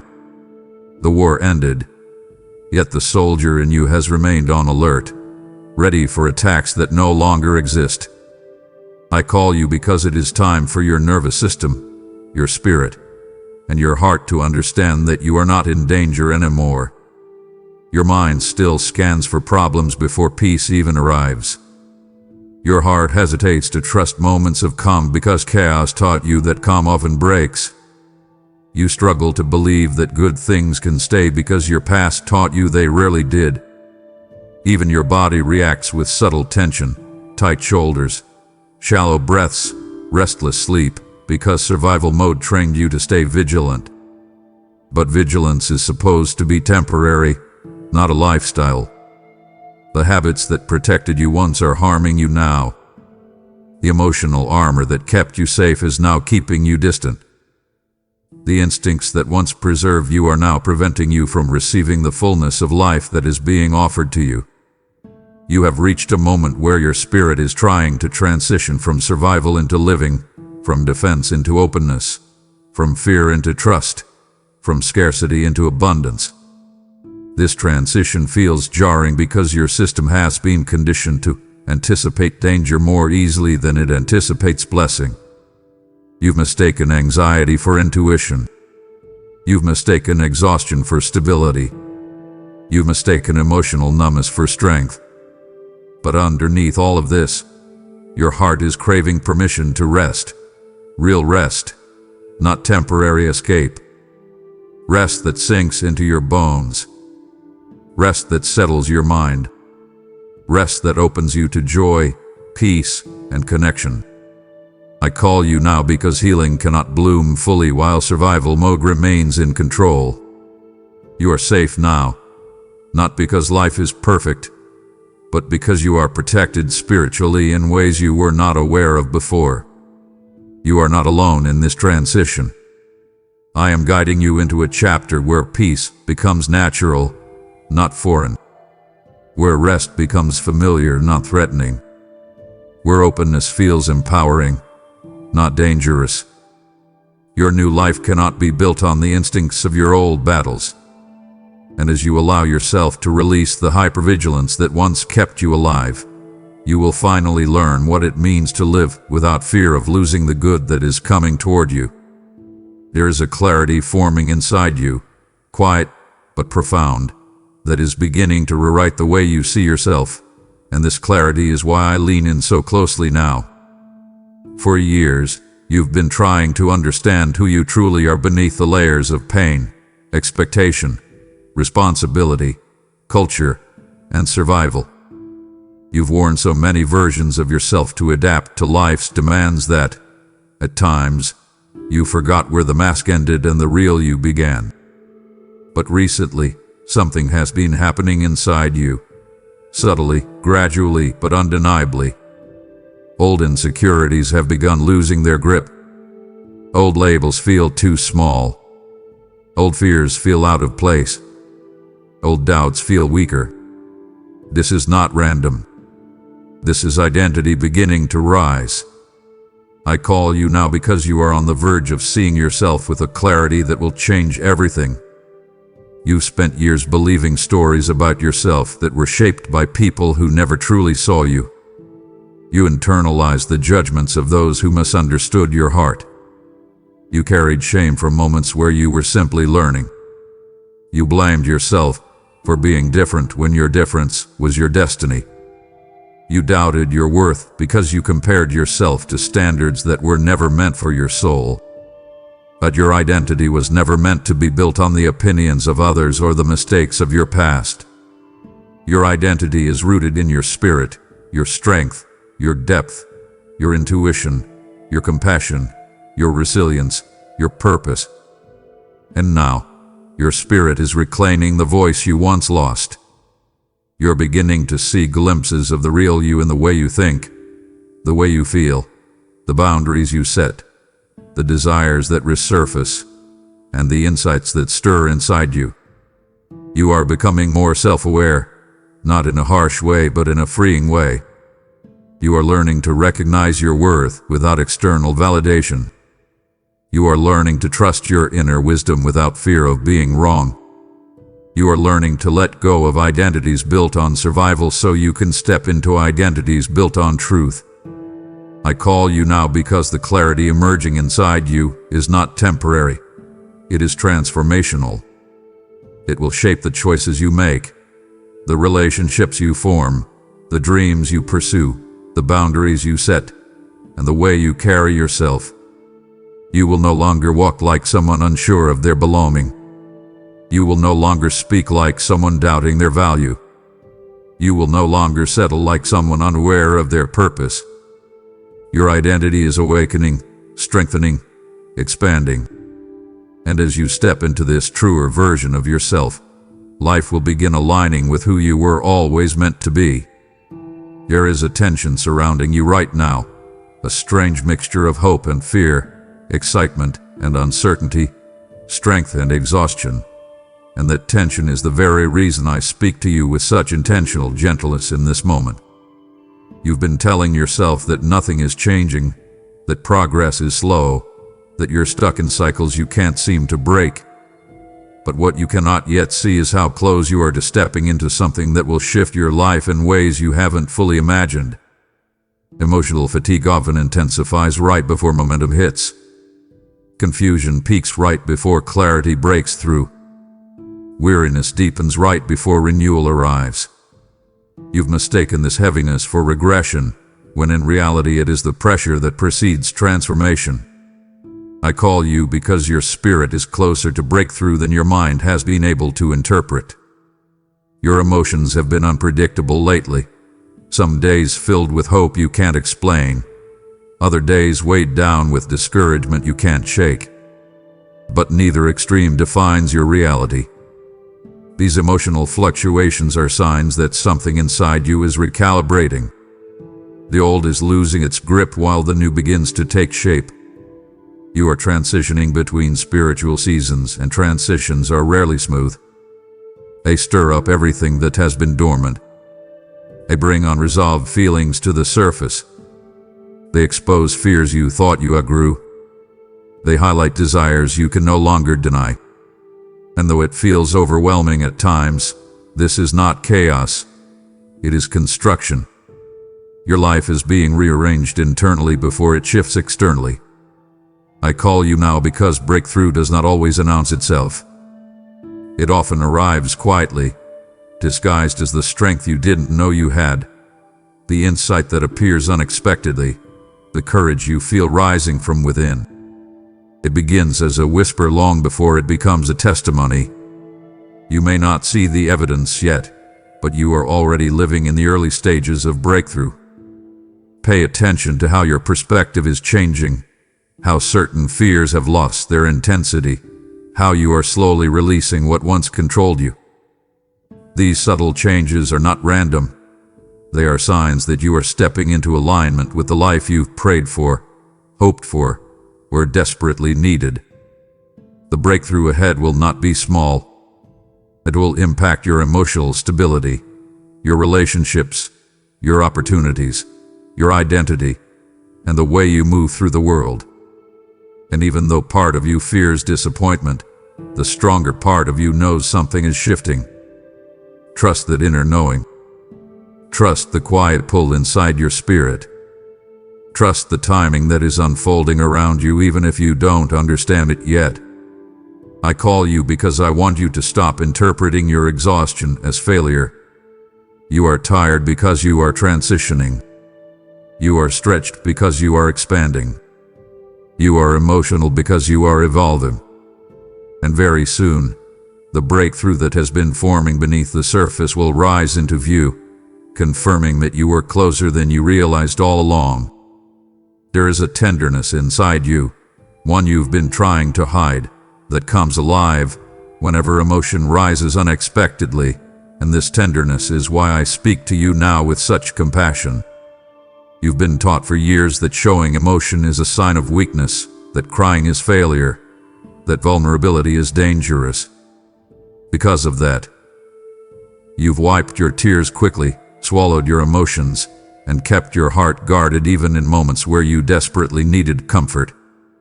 You've convinced yourself that strength means being unaffected, unmoved, and always in control. But this belief has created a quiet war inside you. You judge yourself for feeling deeply.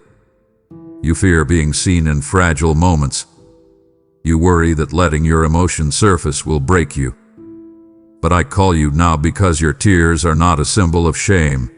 They are a symbol of life returning to places that have been numb for far too long. Every tear you've shed has carried meaning.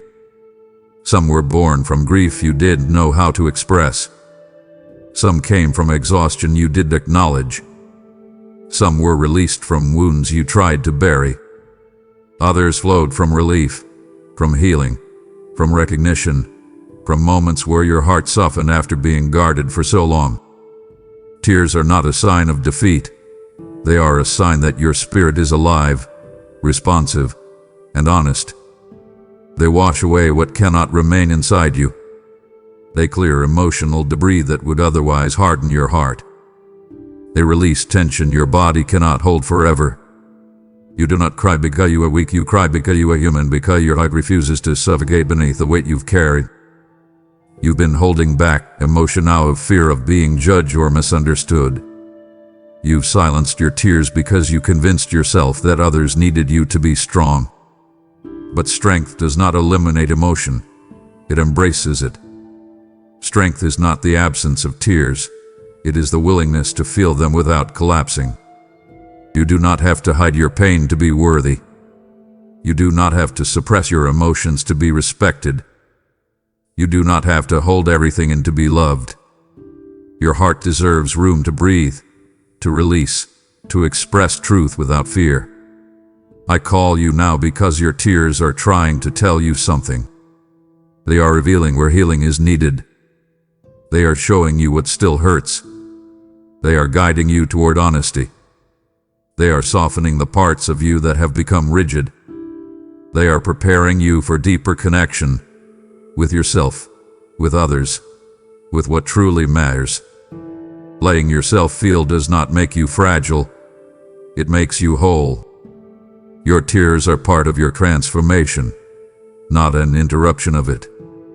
And as you learn to embrace them instead of despising them, you will find comfort, strength, and emotional clarity rising in their wake. There is a shift happening inside you that may feel subtle but is incredibly significant.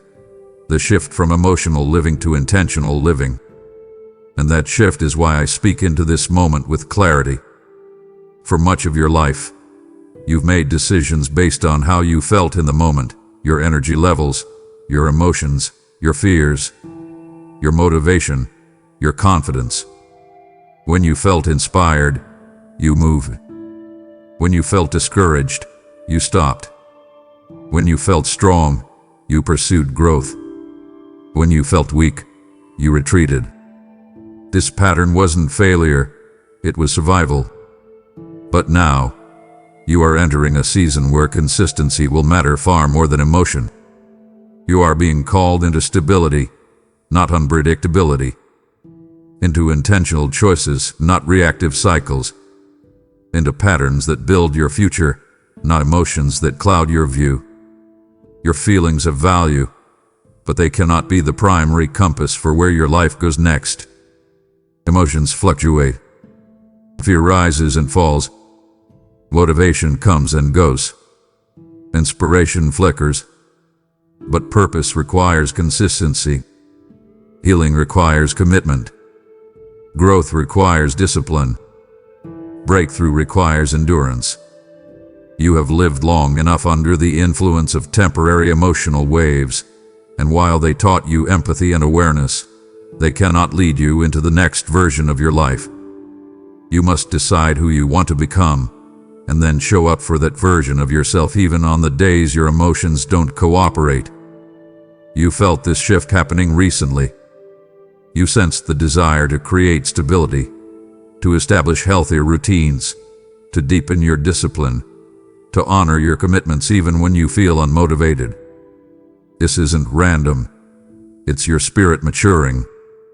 There are dreams you've held for years that will only manifest through consistency. There are prayers you prayed that require follow-through, not just hope. There are areas of growth that depend on steady, daily alignment rather than emotional surges. And I call you now because the next chapter will not be built on bursts of passion but on steady devotion. Consistency doesn't mean perfection. It means presence. It means showing up for yourself even when it's hard. It means choosing what aligns with your future rather than what comforts your fears. It means building habits that strengthen you mentally, emotionally, and spiritually. It means living with intention rather than reaction. When you begin to embrace consistency, your life will start to feel less chaotic and more grounded. Your progress will become visible. Your confidence will grow. Your inner world will settle. The parts of you that once felt unstable will begin to feel rooted. I call you because you are ready to become someone your younger self never believed was possible. Steady, strong, committed, grounded, consistent, capable of sustained transformation. Emotions will still exist, but they will no longer control you. You will honor them without obeying them. And as consistency becomes part of your identity, your life will shift in ways that emotion alone could never produce.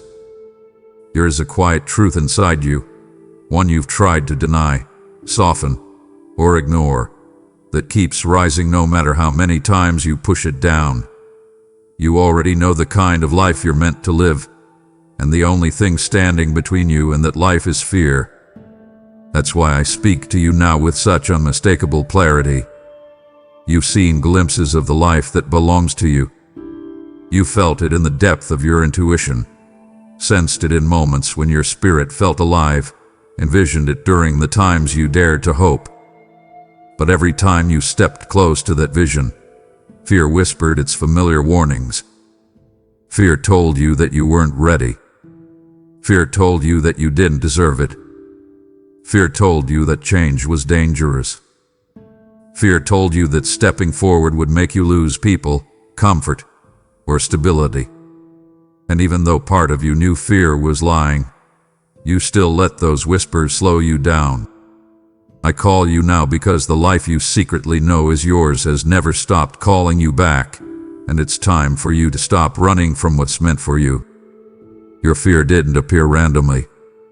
It formed through experiences that made you question yourself. Times when you reached for something and it slipped away. Moments when you trusted the wrong people and paid the price. Seasons when change left you more wounded than healed. You learned early that desire can disappoint, that dreams can collapse, that hope can hurt.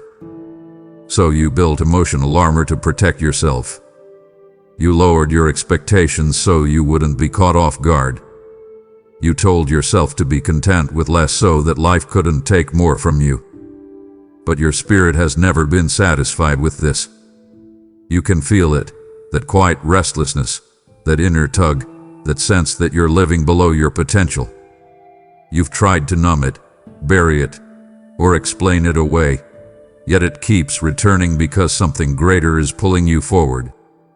The life that belongs to you requires courage, not perfect courage but honest courage. The kind that admits your fear but refuses to obey it. The kind that trusts the deeper pull inside you more than the anxieties that hover around your mind. I'm calling you because you're ready, even if you don't feel ready. Readiness doesn't mean you've mastered everything. It means your spirit has reached the point where staying the same will cost you more than stepping forward ever could. You don't need to know every step before taking the first one. You don't need a guarantee before pursuing what aligns with your purpose. All you need is the willingness to say yes to the life that keeps calling you. And as you step toward it, even with trembling hands and unsteady breaths, you will find that the life meant for you has been preparing for your arrival. Opportunities will open. Strength will rise. clarity will deepen. Support will appear. The life you secretly know is yours is not a fantasy. It is your destiny. And now that you've heard this truth, you will no longer be able to justify holding yourself back. There is something inside you that has grown restless with superficial answers, shallow connections, and empty routines, and that growing restlessness is the reason I speak directly to your spirit now. You've tried to fit into environments where depth wasn't valued. You've tried to maintain relationships that only touched the surface of who you are. You've tried to live a life that looked stable on the outside but left you spiritually underfed. Yet no matter how well you performed or how convincingly you pretended everything was fine, your inner world kept aching for more meaning, more truth, more purpose, more connection, more authenticity. The ache is not dissatisfaction with life. It is dissatisfaction with living beneath the level of your soul's true capacity. I call you because what you're craving can't be found in surface-level living. It can only be found in spiritual depth. You've outgrown environments that reward pretending. You've outgrown conversations that never reach the heart. You've outgrown relationships that remain emotionally distant. You've outgrown habits that numb instead of nourish. You've outgrown rhythms that keep your life busy but your soul empty. You've outgrown the version of yourself who tolerated emptiness because you did yet know how much more existed for you. And now, every time you try to settle for surface-level living, something in you recoils. You feel it as boredom with what once entertained you. You feel it as disconnection in spaces that used to distract you. You feel it when your spirit longs for silence, honesty, prayer, reflection, and moments that make you feel alive from the inside out. I call you now because you are entering a season where depth will define your transformation. You will crave conversations that wake your spirit. You will seek relationships that honor your heart. You will desire a connection with me that goes beyond routine into intimacy. Surface-level answers will no longer satisfy you. Surface-level faith will no longer ground you. Surface-level goals will no longer fulfill you. This shift is not a loss, it is elevation. It is the evidence that your spirit is maturing. You are moving from survival into significance, from pretending into purpose, from emptiness into fullness. Depth requires you to slow down, to listen, to feel, to be present with the truth you once avoided. But in that depth, you will find peace that doesn't vanish when circumstances shift. You will find clarity that doesn't depend on perfect conditions. You will find connection that cannot be shaken by disappointment. You will find meaning that stabilizes you through every season. I call you because you are ready for life that nourishes your soul instead of numbing it. You're ready for depth. You're ready for authenticity. You're ready for the kind of life your spirit has been craving since the day you first felt the weight of emptiness. There is a preparation happening inside you, a strengthening, a clarifying, a refining that you have felt but not fully understood. And it is this very preparation that compels me to speak to you now with unmistakable purpose. You've been sensing that something is coming, something significant, something larger than anything you've stepped into before. You feel it in the way your spirit has tightened its focus. You feel it in the way your old habits no longer feel acceptable.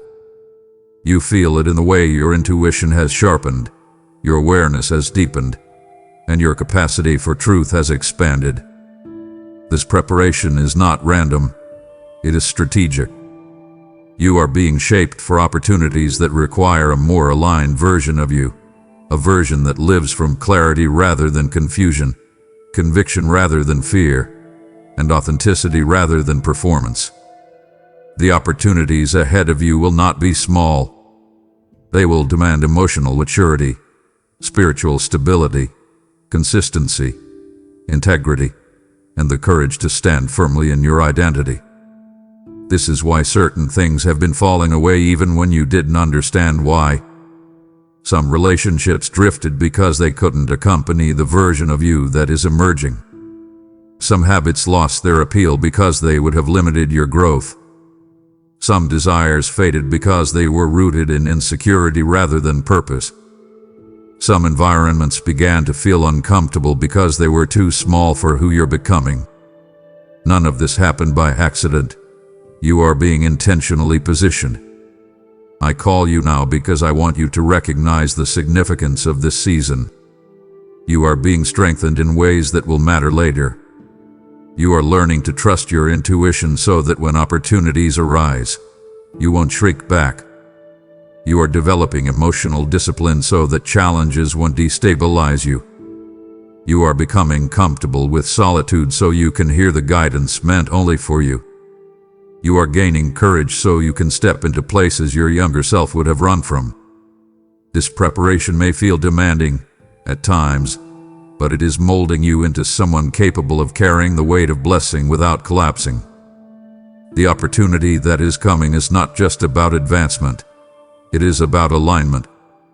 It will match your gifts, your growth, your identity, and your purpose. It will require a version of you that knows who you are and what you value. That is why your spirit has felt uncomfortable with mediocrity lately. It is why you can no longer tolerate emotional shortcuts. It is why you've been craving more discipline, more focus, more honesty. You are not being punished. You are being prepared. I call you because I don't want you to misinterpret the stretching as instability. It is preparation. It is strengthening. It is alignment. And as you continue to evolve into this clearer, steadier, more empowered version of yourself, the opportunities that once felt too big will suddenly feel exactly right, because they were always meant for the person you are becoming now. There is an internal stirring inside you, one that has grown too loud to ignore, and that stirring is happening because your spirit is waking up from places where it has been lulled into quietness, complacency, or passivity. You've been functioning, moving, working, surviving, even smiling on the outside, yet somewhere beneath the surface, something in you has felt dimmed, disconnected, or dulled. This isn't because you lack faith or strength. It's because you've been surrounded by influences, environments, and patterns that numbed your deeper awareness. You've spent years adapting to noise that drowned out your sensitivity. You've learned to tolerate atmospheres that don't support your spiritual clarity. You've taken on responsibilities that left no room for soul nourishment. All of this created a kind of spiritual sleep, one where you kept moving but stopped feeling, where you spoke but stopped hearing, where you believed but stopped listening inwardly. I call you now because you are being pulled away from everything that keeps you spiritually asleep, and it is time to wake the parts of you that have been quiet for far too long. Your awakening began the moment you felt dissatisfaction without understanding why. It began when you noticed certain conversations drained you more than they used to. It began when you felt restless in environments that once felt familiar. It began when your intuition picked up on things you could no longer ignore. These were the early signs, gentle nudges trying to pull you away from cycles that disconnected you from your own sensitivity. You didn't lose your spirituality. You simply buried it under layers of stress, pressure, routine, and emotional exhaustion. And now your spirit is rising again, refusing to stay silent, refusing to stay sleepy, refusing to stay numb. I call you now because the life ahead of you requires a spiritually awake, discerning, receptive, deeply connected version of yourself. You can no longer afford to be spiritually half-present. You can no longer navigate your life on autopilot. You can no longer ignore the signals that something deeper is calling you. When you begin to awaken spiritually, you will notice that certain people no longer feel aligned because their presence keeps you stuck in old energy. You'll realize that some habits feel too dull for your spirit's new depth. You'll sense that environments once tolerated now stir discomfort because your inner world is changing. This is not a loss, it is alignment. Waking up spiritually will bring clarity you didn't realize you needed. It will sharpen your intuition. It will deepen your sensitivity. It will make you aware of things you used to overlook. It will reconnect you to your purpose in ways that feel undeniable. It will help you hear the guidance you've been too overwhelmed to perceive. You may feel disoriented at first, because waking up after being numb is unfamiliar, but it is also liberating. As you awaken, you will sense that your life is ready to shift in ways that honor your spirit, not just your responsibilities. And I call you because I want you to trust this awakening. You're being pulled away from what once numbed you and led toward what will bring your spirit fully alive again. There is a deeper capacity inside you, a spiritual strength you haven't yet fully tapped into, that has been quietly rising to the surface, and that deepening is the reason I speak directly to your heart now. You've been living in a level of faith that once sustained you but does not match who you are becoming. You've navigated life using faith that was shaped by past experiences, past needs, past battles, and past seasons. But you're not in those seasons anymore. You're bigger now. You're more aware. You're more seasoned. Your spirit has broadened beyond the limitations of the faith you once used as your foundation. And I call you now because you have outgrown the level of faith you've been living in, and the next chapter of your life demands spiritual capacity that matches your evolution. You may not realize it, but your questions have changed. Your prayers have changed. Your desires have changed. Your intuition has strengthened. Your sensitivity has sharpened. You no longer seek the same kind of comfort. You seek clarity. You no longer want surface-level reassurance. You want truth. You no longer crave only protection. You crave purpose. This is spiritual maturity taking root.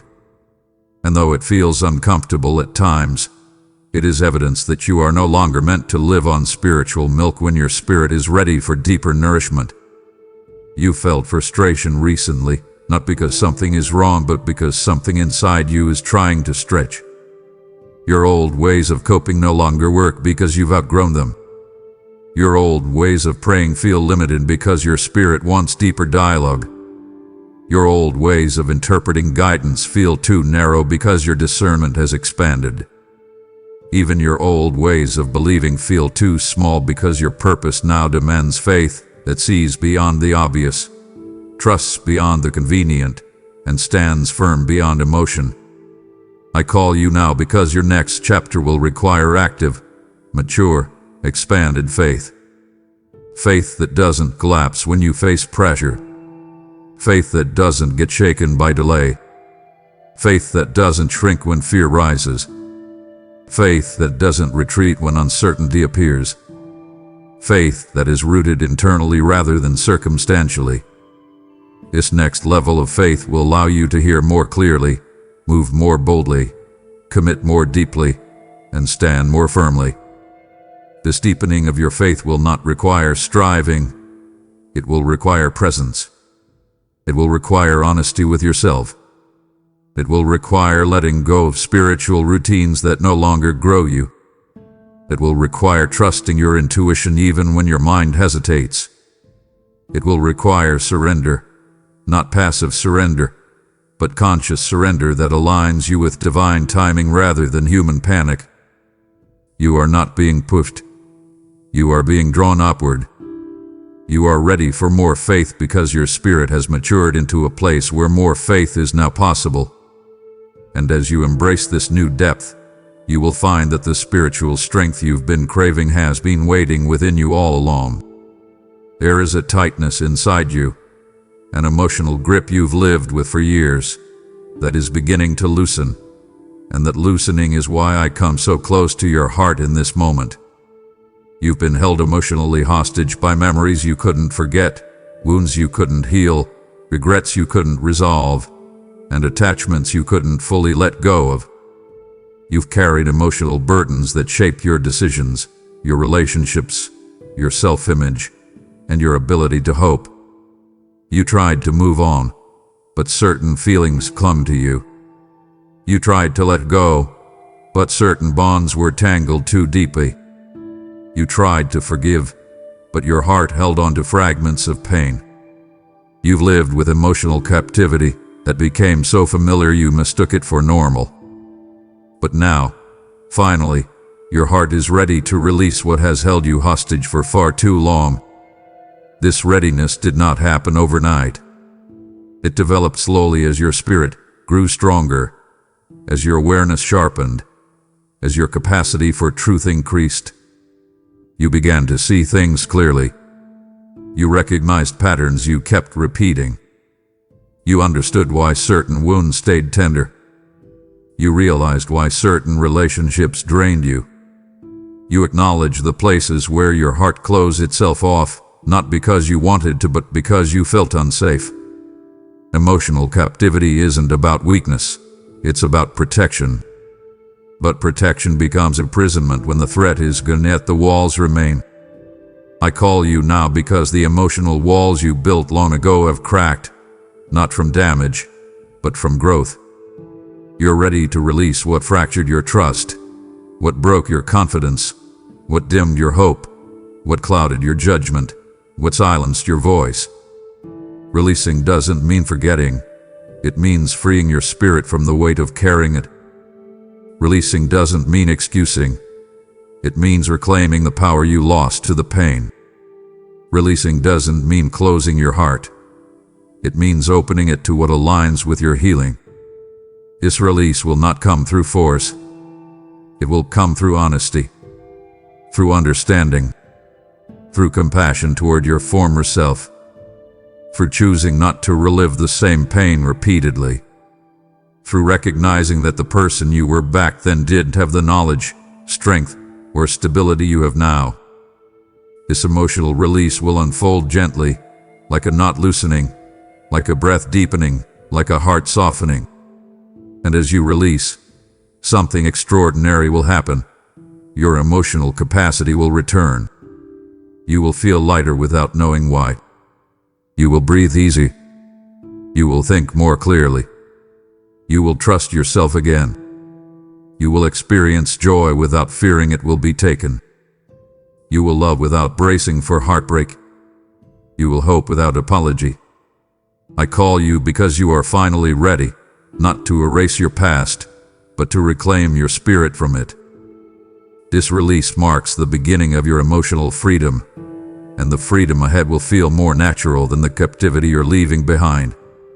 There's a quiet but undeniable truth tugging at your spirit, a truth you've sensed in subtle moments of discomfort, clarity, and internal shifting, and that truth is this: you are no longer meant to live as the person you used to be. You've stretched, healed, awakened, learned, questioned, released, endured, grown, and transformed in ways you rarely give yourself credit for. Yet part of you is still trying to function in patterns built for a version of yourself that no longer exists. You're trying to fit into spaces that no longer resonate. You're trying to maintain habits that no longer support you. You're trying to honor expectations that no longer match your truth. You're trying to carry burdens that no longer belong to your identity. And while you may not fully understand it, that growing discomfort you feel is the very sign that you have outgrown who you once were. I call you now because it's time to stop walking as the version of yourself that your spirit has already retired. You can feel the shift in quiet moments. The things that once satisfied you now feel shallow. The relationships that once fit you now feel misaligned. The plans you made years ago feel too small for where your spirit is leading you. Even the way you speak to yourself is evolving, softening in some places, strengthening in others. What you tolerated before now feels draining. What you settled for now feels unacceptable. What you ignored now demands your attention.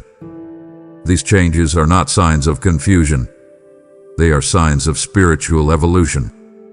Growth often reveals itself through discomfort long before it reveals itself through clarity.